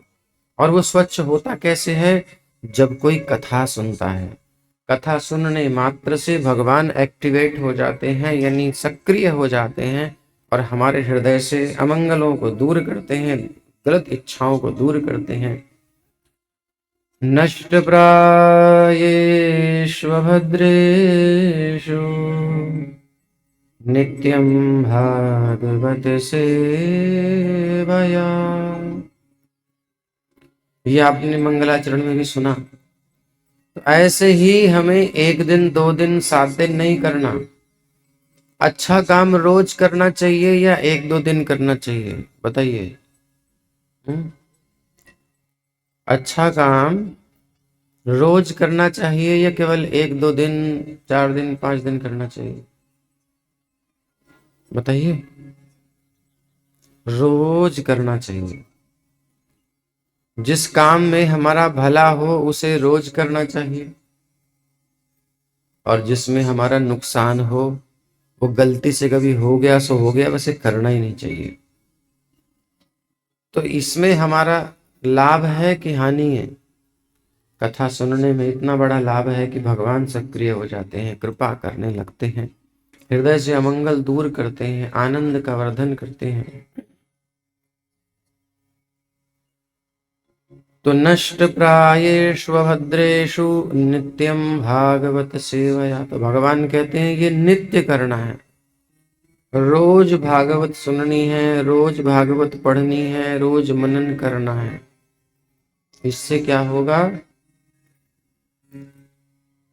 हमारे अभद्र अकल्याण कर जो भी खराब है सब दूर हो जाएगा और भगवान में मन टिकने लगेगा, लगने लगेगा। अभी मन भटकता है, गलत जगह जाता है, गलत विचार आते हैं, लेकिन तब आने बंद हो जाएंगे। धीरे धीरे रोज भागवत श्रवण करेंगे तो अच्छे विचार आएंगे हृदय में। तो कल हमने क्या सुना था? सारी विश्व का पर्यावरण शुद्ध हो सकता है भागवत से, क्योंकि मन दूषित है, अंतःकरण दूषित है, इसलिए काम ही गलत करता है आदमी, सारी प्रकृति को दूषित करता है। जिसका हृदय शुद्ध हो जाएगा सब कुछ अच्छा करेगा, सबका कल्याण करेगा। इसलिए इससे बड़ा कोई उपाय नहीं है। तो रजोगुण तमोगुण सब नष्ट हो जाएगा, काम वासना गलत गलत इच्छाएं नष्ट हो जाएंगी। लोभ जीवन में है, आदमी जानते समझते लोभ में आकर गलत कर जाता है, फंस जाता है, वो भी नष्ट हो जाएगा और मन शांत स्थिर हो जाएगा, प्रसन्न हो जाएगा। एवं प्रसन्न मनसो, और जब ऐसे किसी का हृदय प्रसन्न होगा, मन प्रसन्न हो जाएगा, तो वो बड़े प्रेम से भक्ति कर पाएगा। नहीं तो लोग कहते हैं प्रभु जी इतना समय कहाँ है, इतनी समस्याएं हैं, ये टेंशन है, वो टेंशन है, इसको देखना है, वो देखना है। लेकिन अगर आप निरंतर भागवत का श्रवण मनन पठन करोगे तो ये समस्याएं ही खत्म हो जाएंगी, मन प्रसन्न हो जाएगा। और प्रसन्न मनसो भगवद भक्ति योगतः, भगवान की भक्ति कोई जब प्रसन्न मन से करेगा तो भगवत तत्व विज्ञानम, तो जिसलिए मनुष्य शरीर मिला था वो जीवन का लाभ पूर्ण हो जाएगा। भगवत तत्व विज्ञान का यानी उसको अनुभव हो जाएगा भगवान का। अभी तक तो सुनता था कि श्याम सुंदर श्री विग्रह के रूप में देखता था, लेकिन अब उसके हृदय में प्रकट भी हो जाएंगे। उससे बात भी करेंगे, उसके प्रश्नों का उत्तर भी देंगे, उसकी समस्याओं का समाधान करेंगे, उसको रास्ता बताएंगे, इस ओर चलो, इस ओर बचो। ये आप इशारा मिलता है। भगवान के सच्चे भक्तों को पग पग पे सहारा मिलता है। तो भगवत तत्व विज्ञानम, अब जब किसी को भगवान की कृपा मिल जाएगी, भगवान से संबंध उसका जाग जाएगा, तो फिर वो किसी के चक्कर में क्यों पड़े, क्योंकि संसार तो स्वार्थी है। वो जो भी कुछ कहता है अपने स्वार्थ से कहता है, हमारे सुख के लिए, हमारे कल्याण के लिए नहीं कहता, उसका सुख होता है इसलिए कहता है। तो भगवत तत्व विज्ञानम मुक्त संगस्य जायते। अब किसी की जरूरत नहीं संसार में, हमें किसी की आवश्यकता नहीं, क्योंकि हमारे श्याम सुंदर हमारे साथ हैं और हर प्रकार से वो हमें निर्देश देते हैं, हर परिस्थिति में रक्षा करते हैं। फिर वो संसार में कैसे रहता है, फिर वो संसार की सेवा करता है, बस सबका भला करता है, उसे किसी की दरकार नहीं होती, किसी की कोई जरूरत नहीं होती, वो तृप्त हो जाता है। और भिद्यते हृदय ग्रंथिश, उसकी संसार की आसक्ति जो भोगने के लिए थी नष्ट हो जाती है। सेवा करने के लिए संसार में खूब रहो, भोगने के लिए नहीं रहता। और छिद्यन्ते सर्व संशयाः, उसके सारे संशय, सारी शंकाएं खत्म हो जाती हैं, कोई प्रश्न नहीं रह जाता उसका, वो सब समझ जाता है और उसके सारे कर्म फल नष्ट हो जाते हैं। स्वयं में भगवान का दर्शन करता है और बस फिर जो उसकी भक्ति होती है अखंड आनंद में चलती है। अतो वै कवयो नित्यं भक्तिं परमया मुदा वासुदेवे भगवती कुर्वन्त्यात्म प्रसादनी। ऐसी भक्ति परमया मुदा, परम आनंद में होती है, बड़ी प्रसन्नता से। श्री प्रभुपाद हमेशा मुस्कुराते हुए आनंद में, जॉयफुल मूड में रहते थे। यही स्टेज है, परम प्रसन्न अवस्था में भक्ति कर रहे थे। कैसी भी परिस्थिति बाहर हो, प्रभुपाद आनंद में, हमेशा आनंद में। तो परम भक्त जो होते हैं ऐसी भक्ति करते हैं, आनंद ही आनंद होता है, बस खुद भी आनंद में, जो पास में है उसको भी आनंद बांटते हैं, कोई समस्या नहीं बची, सब समाप्त। ऐसी भक्ति भागवत की सुनने से जाग जाएगी। हरे कृष्ण कृष्ण कृष्ण हरे हरे, हरे Ram Ram Hare Hare. Hare Krishna, Krishna Krishna, Hare Hare, Hare Rama, Hare Rama, हरे कृष्ण कृष्ण कृष्ण हरे हरे, हरे राम राम हरे हरे। हरे Krishna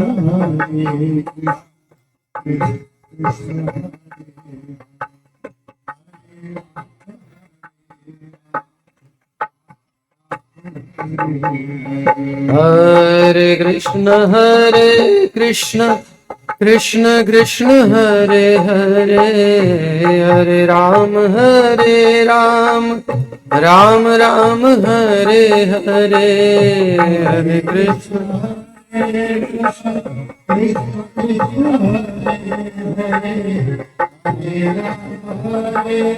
Krishna Krishna, Hare Hare, Hare Rama, Rama Rama, Hare Hare, Hare Krishna, Krishna Krishna, Hare Hare, Hare Rama, Rama Rama, Hare Hare, Krishna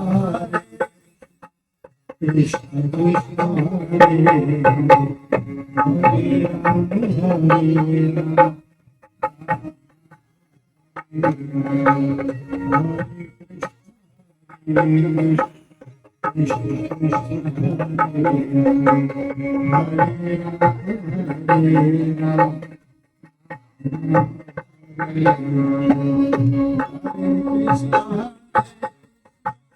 Krishna Krishna Hare Hare आप जोर से कर सकते हैं।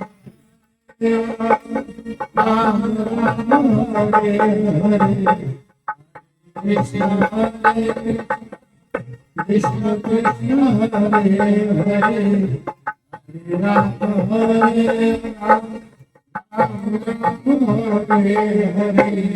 हरे कृष्ण हरे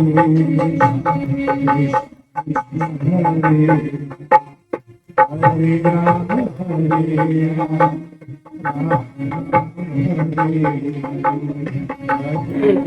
हरे कृष्ण कृष्ण कृष्ण हरे हरे हरे राम राम राम हरे हरे।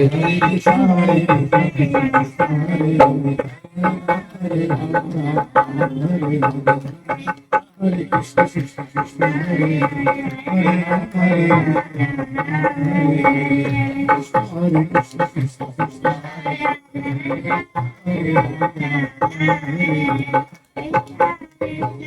कृष्ण हरे कृष्ण कृष्ण कृष्ण हरे हरे हरे राम राम राम हरे हरे हरे कृष्ण कृष्ण कृष्ण हरे हरे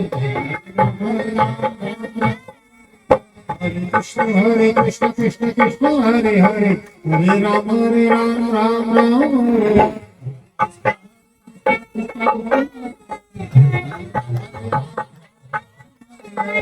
कृष्ण कृष्ण कृष्ण हरे हरे हरे राम राम हरे कृष्ण कृष्ण कृष्ण हरे हरे हरे राम राम हरे हरे हरे कृष्ण कृष्ण कृष्ण हरे हरे हरे राम राम हरे हरे हरे कृष्ण कृष्ण कृष्ण हरे हरे हरे राम हरे कृष्ण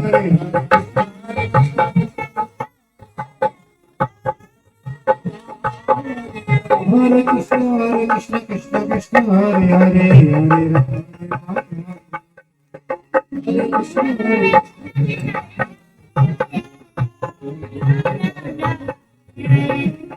राम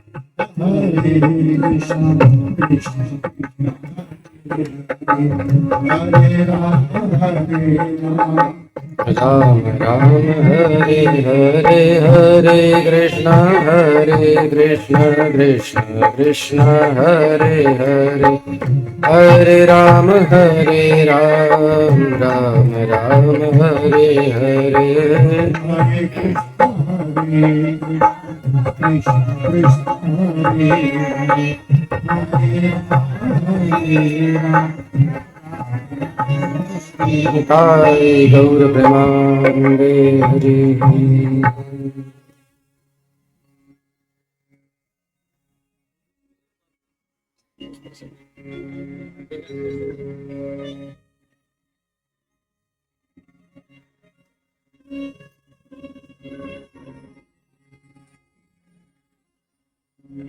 सारे प्रश्न इकट्ठे उत्तर देंगे।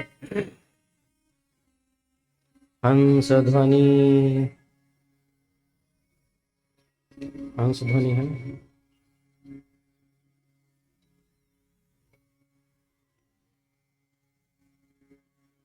नहीं, मैं कह रहा हूँ हंस ध्वनि। नहीं नहीं,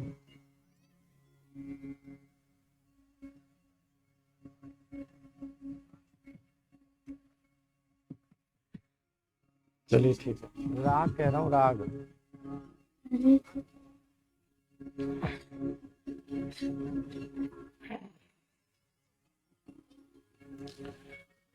तो ये बात बिल्कुल स्पष्ट है जो अभी तक हमने बताई आपको। ध्यान से सुनेंगे तो लाभ मिलेगा। बहुत महत्वपूर्ण बात है, बहुत जरूरी बात है।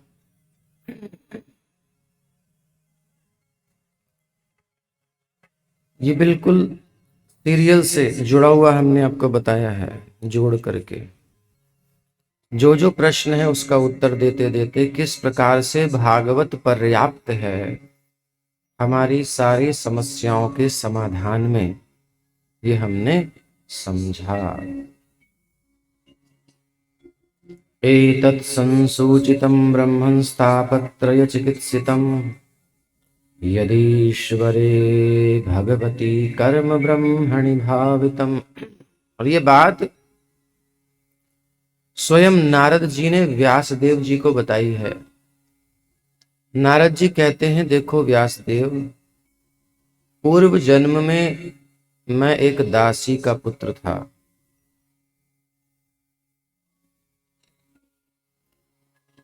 एक दासी का पुत्र।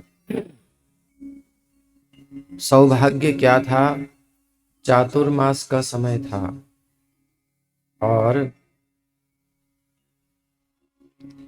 साधु महात्मा चातुर्मास में एक जगह रुकते थे और वहीं अपना नियम सेवा करते थे। तो 4 महीने जहां ये थे नारद जी पूर्व जन्म में दासी के पुत्र के रूप में, वहीं पर साधु संतों का जमावड़ा लगा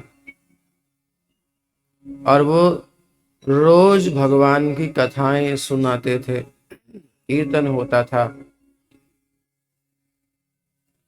तो ये रोज जो है उनकी सेवा में रहते थे, कथा सुनते थे।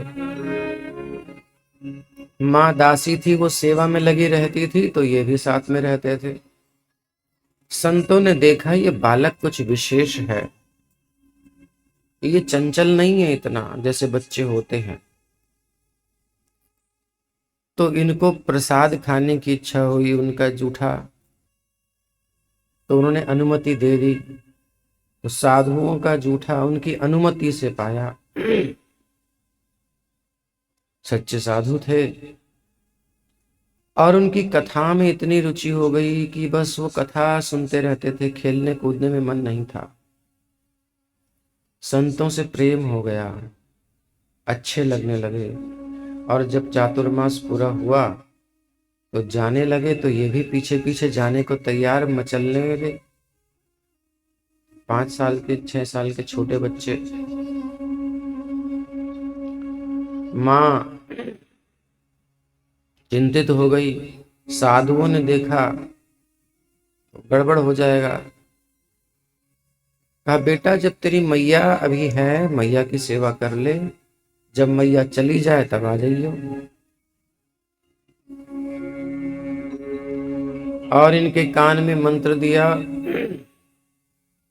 मंत्र दे करके चले गए, भगवान के ध्यान की विधि बता करके चले गए।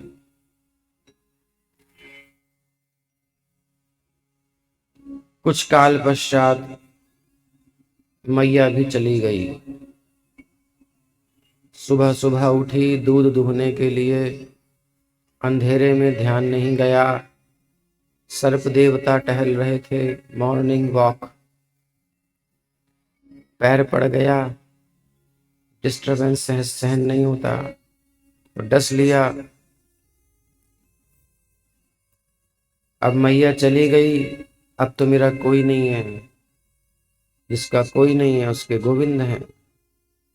अब ये उत्तर दिशा की ओर चल दिए, वन में जाकर के भगवान का ध्यान करते हैं, भगवान का स्मरण करते हैं, भगवान की छवि सामने हृदय में उदित होती है, आनंद में भर जाते हैं, तृप्त हो जाते हैं, लेकिन फिर तिरोहित हो जाती है, फिर नहीं दिखते। बड़ा प्रयास करते हैं, वैसे ही आसन लगा के बैठते हैं, वैसा ही मंत्र जपते हैं, वही सब कुछ करते हैं, लेकिन भगवान की छवि हृदय में नहीं आ रही। और वो इतनी सुंदर थी कि संसार में जो कुछ देखा था ना, उसके सामने फीका पड़ गया। नारद जी का अनुभव है। अब उसके बिना चैन ना पड़े तो क्या करें, फिर वैसे ही आसन लगाएं, फिर प्राणायाम करें, फिर ध्यान करें, समझ नहीं आ रहा क्यों नहीं हो रहा। तो भगवान तो वहीं थे लेकिन अंतर्ध्यान थे। सो वो आकाशवाणी सुनाई देती है, उनकी आवाज सुनाई देती है कि अरे मैं इस जन्म में तुमको मिलने वाला नहीं हूं, उसके लिए तुम्हें प्रतीक्षा करनी होगी। नारद जी बड़े चिंतित हो गए, बोले अभी तो मिले थे, मिल क्यों नहीं सकते? बोले तुम अभी योग्य नहीं हो, अभी कुछ इच्छा है तुम्हारी संसार की, तुम्हें वन की सुंदरता अच्छी लग रही थी ना, वो तो मैंने तुम पर कृपा करने के लिए, तुम्हारा मन अपनी तरफ खींचने के लिए एक झलक दिखाई थी। अब तुम मेरे हो चुके हो, अब कहीं जाओगे नहीं। संसार में मुझसे सुंदर कुछ है ही नहीं जो तुम देखो, इसलिए अब तुम कहीं नहीं जाओगे। निरंतर मेरा स्मरण करते हुए जब तुम ये शरीर छोड़ोगे तो मेरे भक्त के रूप में जन्म लोगे और तब तुम मेरा नित्य सानिध्य करोगे। तो वही नारद जी बता रहे हैं व्यास देव जी को कि मैं भी इसी भगवान की कथा के प्रभाव से इस शरीर को प्राप्त किया हूं जो कभी मरता नहीं, और भगवान ने मुझे वीणा प्रदान की। इस वीणा को जब मैं बजाता हूँ, भगवान को गुणगान करता हूँ, तो भगवान ऐसे प्रकट हो जाते हैं सामने, मानो उनको बुलाया गया हो, इनवाइट किया गया हो, निमंत्रण दिया गया हो। जब चाहूं तब भगवान का दर्शन करता हूँ और इतनी तृप्ति मिलती है ना व्यास देव जी की मैं क्या बताऊं। तो जैसी मुझे मिली ऐसी सबको मिलनी चाहिए। सो आप क्यों नहीं भागवत को प्रकट करते, भागवत के माध्यम से भगवान का गुणगान करते।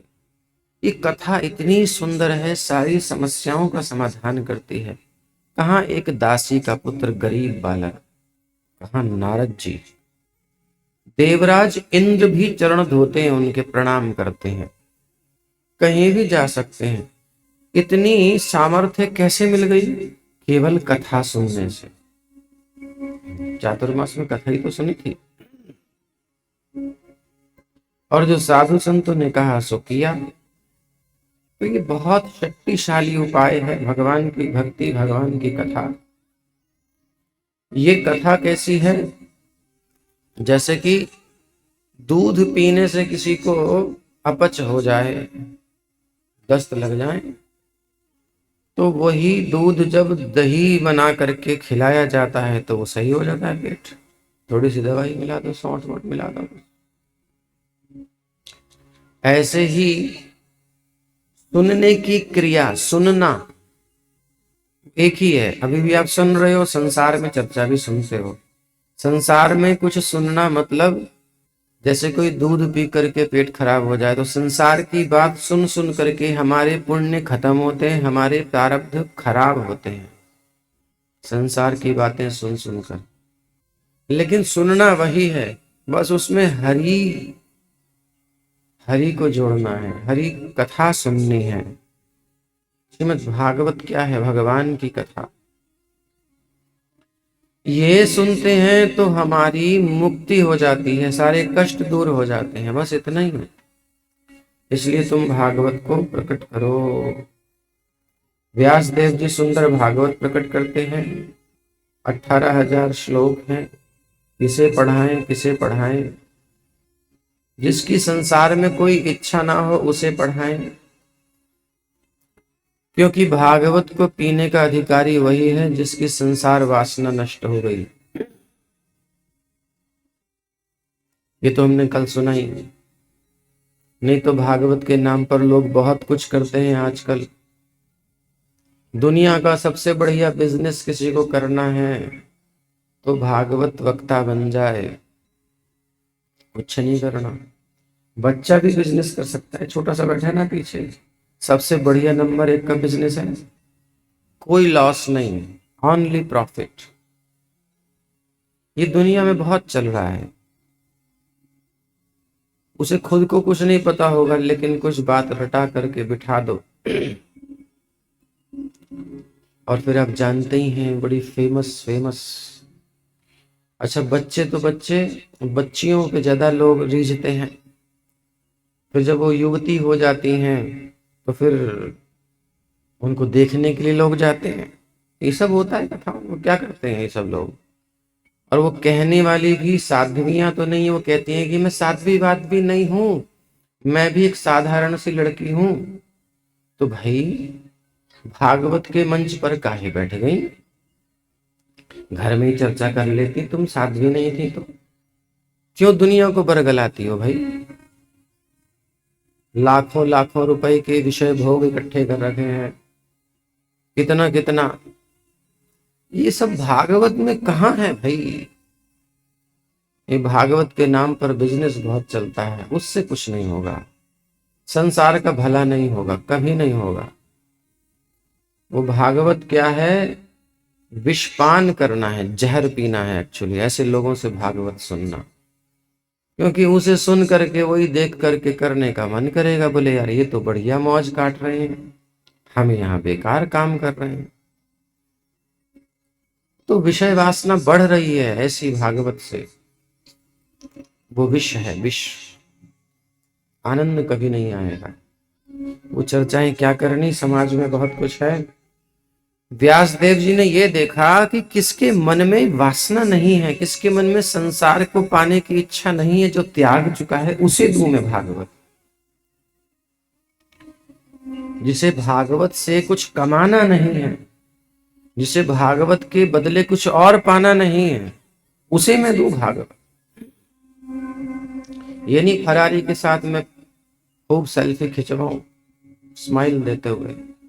श्री प्रभुपाद के पास करोड़ों की कार, लाखों की घड़ियां उस समय गिफ्ट में आती थी। प्रभुपाद ने कभी भी शो नहीं किया। अमेरिका में जहां तहां जाते बड़े बड़े लोग शिष्य बनते तो दे देते थे। प्रभुपाद की लाइफ में सिंप्लिसिटी थी, साधारण था। प्रभुपाद जी कहते थे एक छदाम भी अपने ऊपर उपयोग नहीं करना चाहिए। तो ये विरक्ति का बहुत आवश्यक है, नहीं तो बिजनेस तो बहुत चल रहा है। बिजनेस अच्छा चल जाएगा लेकिन जीवन में लाभ नहीं आएगा। तो व्यासदेव जी को यही चिंता थी, इसीलिए उन्होंने किसी गृहस्थ को, किसी संसारी संपत्ति में आसक्त व्यक्ति को नहीं दी भागवत। उन्होंने भागवत सुनाई। अच्छा, अपने पुत्र सुखदेव को सुनाई अगर आप कहें तो भाई वो सुखदेव पुत्र अपने पिता कब मानते थे? उनको तो छोड़ के चले गए थे। कल सुना हमने, पैदा होते ही चले गए, ना हम तुम्हारे पुत्र ना तुम हमारे पिता, कोई रिश्ता नहीं, खत्म कहानी। माया ही नहीं पकड़ी इनको। श्री कृष्ण की कृपा पहले ली, संबंध नष्ट, उसके बाद चले गए। तो पुत्र तो रह ही नहीं गए। तो क्या देखा? निवृत्ति निरतम मुनि, भागवत में लिखा है कि निवृत्ति निरतम, निवृत्ति में ये लगे हुए थे, संसार में प्रवेश नहीं कर रहे थे, निवृत्त थे, भोग वासनाओं से निवृत्त थे, ब्रह्म में अनुरक्त थे, कुछ नहीं चाहिए। अरे जिस बंदे ने अपने ऊपर एक लंगोटी भी नहीं पहनी हुई, जिसने लंगोटी भी नहीं धारण कर रखी, वो रखेगा क्या? और तो और शरीर भी जो एक कपड़े की तरह धारण करते थे, जैसे हम वस्त्र पहनते हैं ऐसे ही वो शरीर धारण करते थे। वो शरीर उनके लिए वस्त्र था। यानी इतनी ऊंची वासांस जीर्णानि यथा विहार, ऐसी चेतना में जो थे, ब्रह्म में निष्ठ थे, सबसे विरक्त थे, ऐसे सुखदेव गोस्वामी को व्यासदेव जी ने वो भागवत प्रदान की। उनको बुलाया। कैसे बुलाया? भागवत के 2 मंत्र सुना करके। बर्हापीरं नटवर वपुः कर्णयोः कर्णिकारं बिभ्रद्वासः कनककपिशं वैजयन्तीं च मालाम् रन्ध्रान् वेणोरधरसुधया पूरयन् गोविन्दै।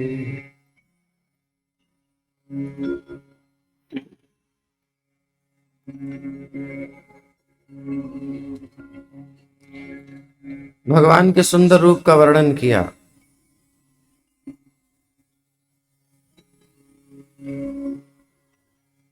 और सुखदेव जी के नेत्र खुले समाधि से, ये कौन है इतना सुंदर, ये रूप संसार का नहीं, अलौकिक है। फिर नेत्र बंद कर लिए, होगा कोई बात नहीं, अपन को क्या करना। सुंदर होते हैं बहुत लोग, लेकिन स्वभाव अच्छा नहीं होता। छोड़ो, जाने दो। हम अपना आसन छोड़े, इतना सुख छोड़े, ब्रह्मानंद पता चला वहां फिर कुछ नहीं मिला, बात ही ना करे, क्या फायदा इतना सुंदर। तो अगला श्लोक सुनाया शिष्यों ने।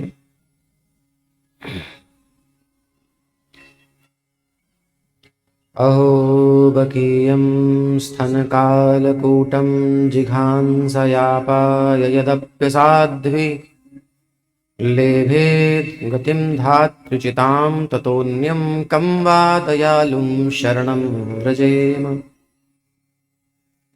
अरे ऐसा दयालु भी कोई नहीं है, इतना सुंदर स्वभाव है। कोई किसी के पास प्रेम से मिलने जाए तब भी लोग नहीं मिलते कई बार। इतने बड़े बड़े लोग हैं, बहुत उनके प्रशंसक हैं, तो सबसे थोड़ी मिल लेते हैं, ठीक है, आते रहते हैं लोग। लेकिन कोई मारने आए फिर भी प्यार करे, ऐसा तो दुर्लभ है। तो पूतना मारने गई थी इनको, और ये फिर भी उसको माता की गति प्रदान कर दिए। ऐसा स्वभाव, स्वभाव भी सुंदर, रूप भी सुंदर। अब तो मन खिंच गया सुखदेव जी का, और उठ गए, समाधि छोड़ करके पहुंच गए। बोले कहाँ मिलेंगे और मंत्र? बोले वो तो गुरु जी के पास जाना पड़ेगा। कौन गुरु जी? बोले परम पूज्य व्यासदेव जी। अच्छा व्यासदेव, वो तो हमारे पिता याद आ गए। अब संबंध बना करके जा रहे हैं। ब्रह्म की प्राप्ति संबंध विच्छेद करके हुई, लेकिन कृष्ण की प्राप्ति संबंध बनाने से होती है।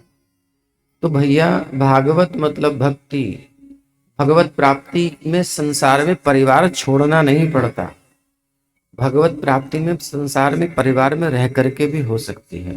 हाँ, अगर ब्रह्म की प्राप्ति, निराकार की प्राप्ति करनी हो तो सबको छोड़ना पड़ेगा।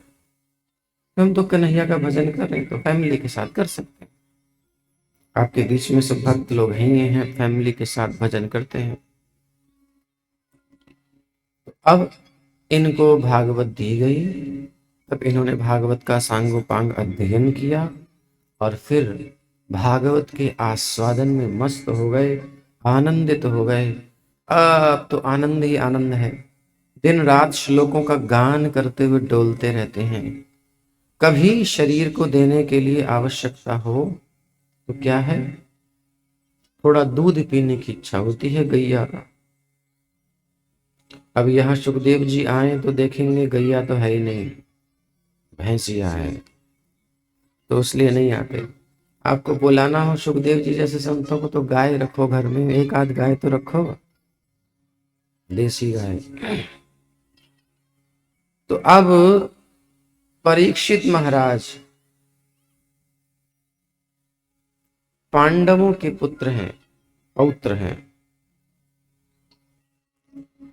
परीक्षित महाराज भगवान के स्वधाम गमन के बाद पांडव स्वर्गारोहण किए।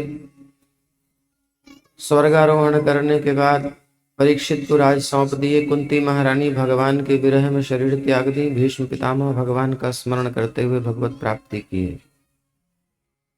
और परीक्षित महाराज विश्व भ्रमण करते हैं और वहां देखते हैं एक काला पुरुष गाय और बैल पर प्रहार कर रहा है। उसको दंड करने के लिए तलवार निकालते हैं, शरण में आ जाता है, सरकार दया करो, कौन हो? कली, मेरा समय है। बोले समय तुम्हारा भले ही हो, लेकिन जोर हमारा है, निकल जाओ हमारे राज्य से। बोले जहां जाता हूं वहां आप ही दिखाई देते हो, तो अपने घर में रहने की जगह दे दो। बोले नहीं रह सकते। बोले कहीं कोने में रहने को जगह दे दो, मैं आपकी शरण हूं, मारोगे तो आप, नहीं तो जिंदा, तो छोड़ोगे तो कहीं तो रहूंगा ना सरकार। तो परीक्षित जी ने देखा नीचे से ऊपर तक कुछ है इसमें ऐसा गुण, तो देखा कि सारे दोष हैं इसके अंदर। कली काल में जो हो रहा है वो सब अच्छा थोड़ी हो रहा है, सब खराब ही तो हो रहा है। वो काम हो रहे हैं गंदे गंदे, सोच नहीं सकते थे। लेकिन एक महान गुण देखा इन्होंने, कलेर दोष निधे राजन अस्ति ह्येको महान गुणः कीर्तनातेव कृष्णस्य मुक्त संगः परम व्रजेत। कलिकाल में भगवान का स्मरण कोई करता है, कीर्तन कोई करता है, तो बड़े बड़े हजारों साल तक ध्यान करना, बड़े बड़े यज्ञ करना, बड़ी बड़ी अर्चना करना, उससे ज्यादा सरलता से प्राप्त कर लेता है भगवान को। कलिकाल में बड़ी छूट है, तो बड़ा लाभ भी है इसमें। तो इस गुण को देखते हुए उन्होंने कहा ठीक है, तेरे को जगह देते हैं, लेकिन इसको नियंत्रित कर दिया, उत्पात करने की क्षमता छोड़ उसकी खत्म कर दी, स्वतंत्रता नहीं छोड़ी। क्या बोले? केवल 4 जगह रह सकता है। कहाँ? द्यूतम पानम स्त्रियः सूना, जहां जुआ खेला जाता हो वहां तुम रह सकते हो, जहां नशा पत्ती किया जाता हो वहां तुम रह सकते हो, जहां पर स्त्री पर पुरुष व्यभिचार होता हो वहां तुम रह सकते हो। और उन्हीं लोगों की बैंड बजती है खूब, कोई परेशान होते हैं ज्यादा जो ऐसे काम करते हैं। और जो मांस आदि हिंसा करते हैं, मांस भक्षण करते हैं, जीवों को सताते हैं, उनके बीच में तुम जाके रहो। ऐसे लोगों के जीवन में देखो नरक बना हुआ है, शांति नहीं है मन की, टेंशन चलती रहती है, वार चलती रहती है, युद्ध चलता रहता है, लड़ाइयां, मारकाट। उसने कहा जगह बहुत कम है, क्योंकि आपके यहाँ ऐसा कुछ दिखाई नहीं देता। जब ये कमरे बनेंगे तब बनेंगे, अभी तो नहीं है। चलो जाओ स्वर्ण में रहो। तो स्वर्ण मतलब जो धन भगवान की सेवा से अतिरिक्त है, अपनी आवश्यकता से अतिरिक्त है, और हमने उसको कहीं भगवान की सेवा में न लगाकर जितनी जरूरत है उससे बचा करके कहीं रखा है, तो हो सकता है वो कहीं गलत लग जाए। तो वो स्वर्ण जो है कभी कभी गड़बड़ कर सकता है। अन्याय से उपार्जित धन, वहां समस्या हो सकती है। तो जितनी जरूरत है उतना सा उपयोग करो, बाकी चक्कर में क्या पड़ना। तो ऐसा 5 स्थान दिए और चल दिए परीक्षित। और तभी कली का निग्रह हो गया। भगवान ने कहा मेरा प्यारा परीक्षित अब मेरे पास आना चाहिए। तो किसको निमित्त बनाए? शमीक मुनि की समाधि लगी हुई थी, इनको प्यास लगी, जंगल में मृगया के लिए पहुंचे, प्यास में शमीक मुनि के आश्रम में गए, आवाज लगाई कोई है, मुझे प्यास लगी है, जल चाहिए। साधु संत राजा की सेवा करते थे क्योंकि धार्मिक राजा था, लेकिन यहाँ कोई है ही नहीं। भगवत प्रेरणा से क्या तो इनको हुआ, मरा हुआ सर्प गले में डाल दिया और आ गए। आने के बाद सोचते मैंने ऐसा क्यों किया, क्यों किया मैंने ऐसा, इतना बड़ा पाप मैंने कभी नहीं किया, ऐसा क्यों कर दिया, साधु के साथ ऐसा खिलवाड़, ऐसा परिहास क्यों किया मैंने, मुझे दंड मिलना चाहिए। तुरंत व्यवस्था हो गई। वो खबर पहुंची उनके पुत्र के पास श्रृंगी। उसने कौशिकी नदी के जल को हाथ में लेकर के और संकल्प किया कि जिस तक्षक को गले में डाला है आज से 7वें दिन वही तक्षक तुम्हारी मृत्यु का कारण बनेगा, जाओ। पिता के पास आकर रोने लगा। पिता के नेत्र खोले, देखा सर्प हटा दिया। बोले क्या हुआ, रोता क्यों है? बोले आपके साथ परीक्षित ने ऐसा किया इसलिए मैंने श्राप दे दिया। अरे अनर्थ कर दिया, ऐसे राजा अब कहाँ मिलने वाले हैं? धर्म का पक्ष लेने वाले कहाँ मिलेंगे? धर्म सापेक्ष नहीं, धर्म निरपेक्ष आ जाएंगे। जाओ जाओ खबर पहुंचाओ। खबर पहुंचाई गई। परीक्षित जी बड़े आनंद में हो गए, चलो भार उतर गया सर पे से। एक गलती हुई थी जीवन में, सो उसका परिणाम भोगने को मिल गया। मृत्यु तो बहुत कई बार मरे हैं, कोई बात नहीं, लेकिन ये पाप का भार लेके नहीं जाऊंगा। बहुत अच्छा, धन्यवाद। अपने पुत्र जन्मेजय को राजसत्ता सौंप करके धर्म पूर्वक चलाने के लिए पुराने मंत्रियों को नियंत्रित करके नियुक्त करके और सारा राजवेश त्याग करके, सब कुछ त्याग करके केवल कौपीन में मात्र, और चल दिए गंगा जी की तट पर पहुंच गए। और सब ऋषि मुनि जब सुनते हैं इतने धार्मिक राजा और ऐसे सर्व त्याग करके आए हैं, सब दर्शन करने आते हैं, मिलने आते हैं दुख की घड़ी में, और प्रश्न करते हैं कि भाई जो मरने वाला है उसके लिए क्या कर्तव्य है। तो सभी ऊहापोह में थे, शास्त्रों में बहुत विधान है, क्या करें, किसको बताएं, ये श्रेष्ठ है कि वो श्रेष्ठ है, थोड़ा सा तोल रहे थे कौन सा साधन बताया जाए। 7 दिन में उपाय बताना है, मरने वाले को क्या करना चाहिए वो भी 7 दिन में, तो कैसे कोई जल्दी काम करेगा, उसमें इतना समय लगेगा, वो तो इतना समय लगता है। तभी क्या देखते हैं, वही सुखदेव जी जिनको भागवत पढ़ाई थी व्यास जी ने, मौज में डोल रहे थे। और यदिच्छया गामटमानो नपेक्षः, भ्रमण करते करते और पहुंच गए परीक्षित जी की सभा में। यदिच्छया भगवद इच्छया, भगवान की प्रेरणा से। और जैसे ही परीक्षित जी की सभा में आते हैं सारे ऋषि खड़े हो जाते हैं, क्योंकि सबसे अधिक श्रेष्ठ इनकी स्थिति है, सब सम्मान करते हैं। महाराज परीक्षित जी खड़े हो जाते हैं और ये आकर के विराजमान होते हैं आसन पर वृक्ष के नीचे, और सुखदेव जी के चरणों में सब वंदन करते हैं। परीक्षित जी चरणों को धो करके जलपान करते हैं, कहते हैं मैं भाग्यशाली हूं कि आप मेरे घर मेरे पास आए। जिनके स्मरण से घर पवित्र हो जाते हैं वो साक्षात आ गए, मेरा सौभाग्य है। आपका समय नष्ट न करते हुए मेरा प्रश्न है कि मैं मरने वाला हूं, तो ऐसे ही सब मरने वाले हैं, तो मरने वाले का क्या कर्तव्य है, उसे क्या करना चाहिए, क्या सुनना चाहिए, क्या उपाय है, ये बताइए उसके कल्याण का। सुखदेव जी प्रसन्न हो जाते हैं, कहते हैं वाह वाह बहुत सुंदर। वरीयानेश ते प्रश्न कृतो लोकहितो नृप। परीक्षित तुमने ये प्रश्न अपने लिए तो नहीं किया, ये तुमने सारे जनों के हित के लिए किया है, लोक हित के लिए प्रश्न किया है। परीक्षित जी कहते हैं महाराज राजा रहा हूं तो प्रजा के कल्याण की भावना रही है, स्वार्थी रहा नहीं हूं, मैं सबका कल्याण चाहता हूं। तो मैं ऐसा पूछना चाहता हूं जो मेरे ऊपर घट रही है किसी के ऊपर भी घटी हुई, सो संसार में सबका कल्याण हो, ऐसा परमानेंट सॉल्यूशन बता दीजिए। मरने वाले को क्या करना चाहिए, म्रियमाणस्य सर्वथा किंग श्रोतव्यम, क्या सुनना है, क्या जपना है, क्या करना है। सुखदेव जी कहते हैं ये हम आपको कल बताए हैं। श्रीमद् भागवत महापुराण की जय, श्री प्रभुपाद की जय।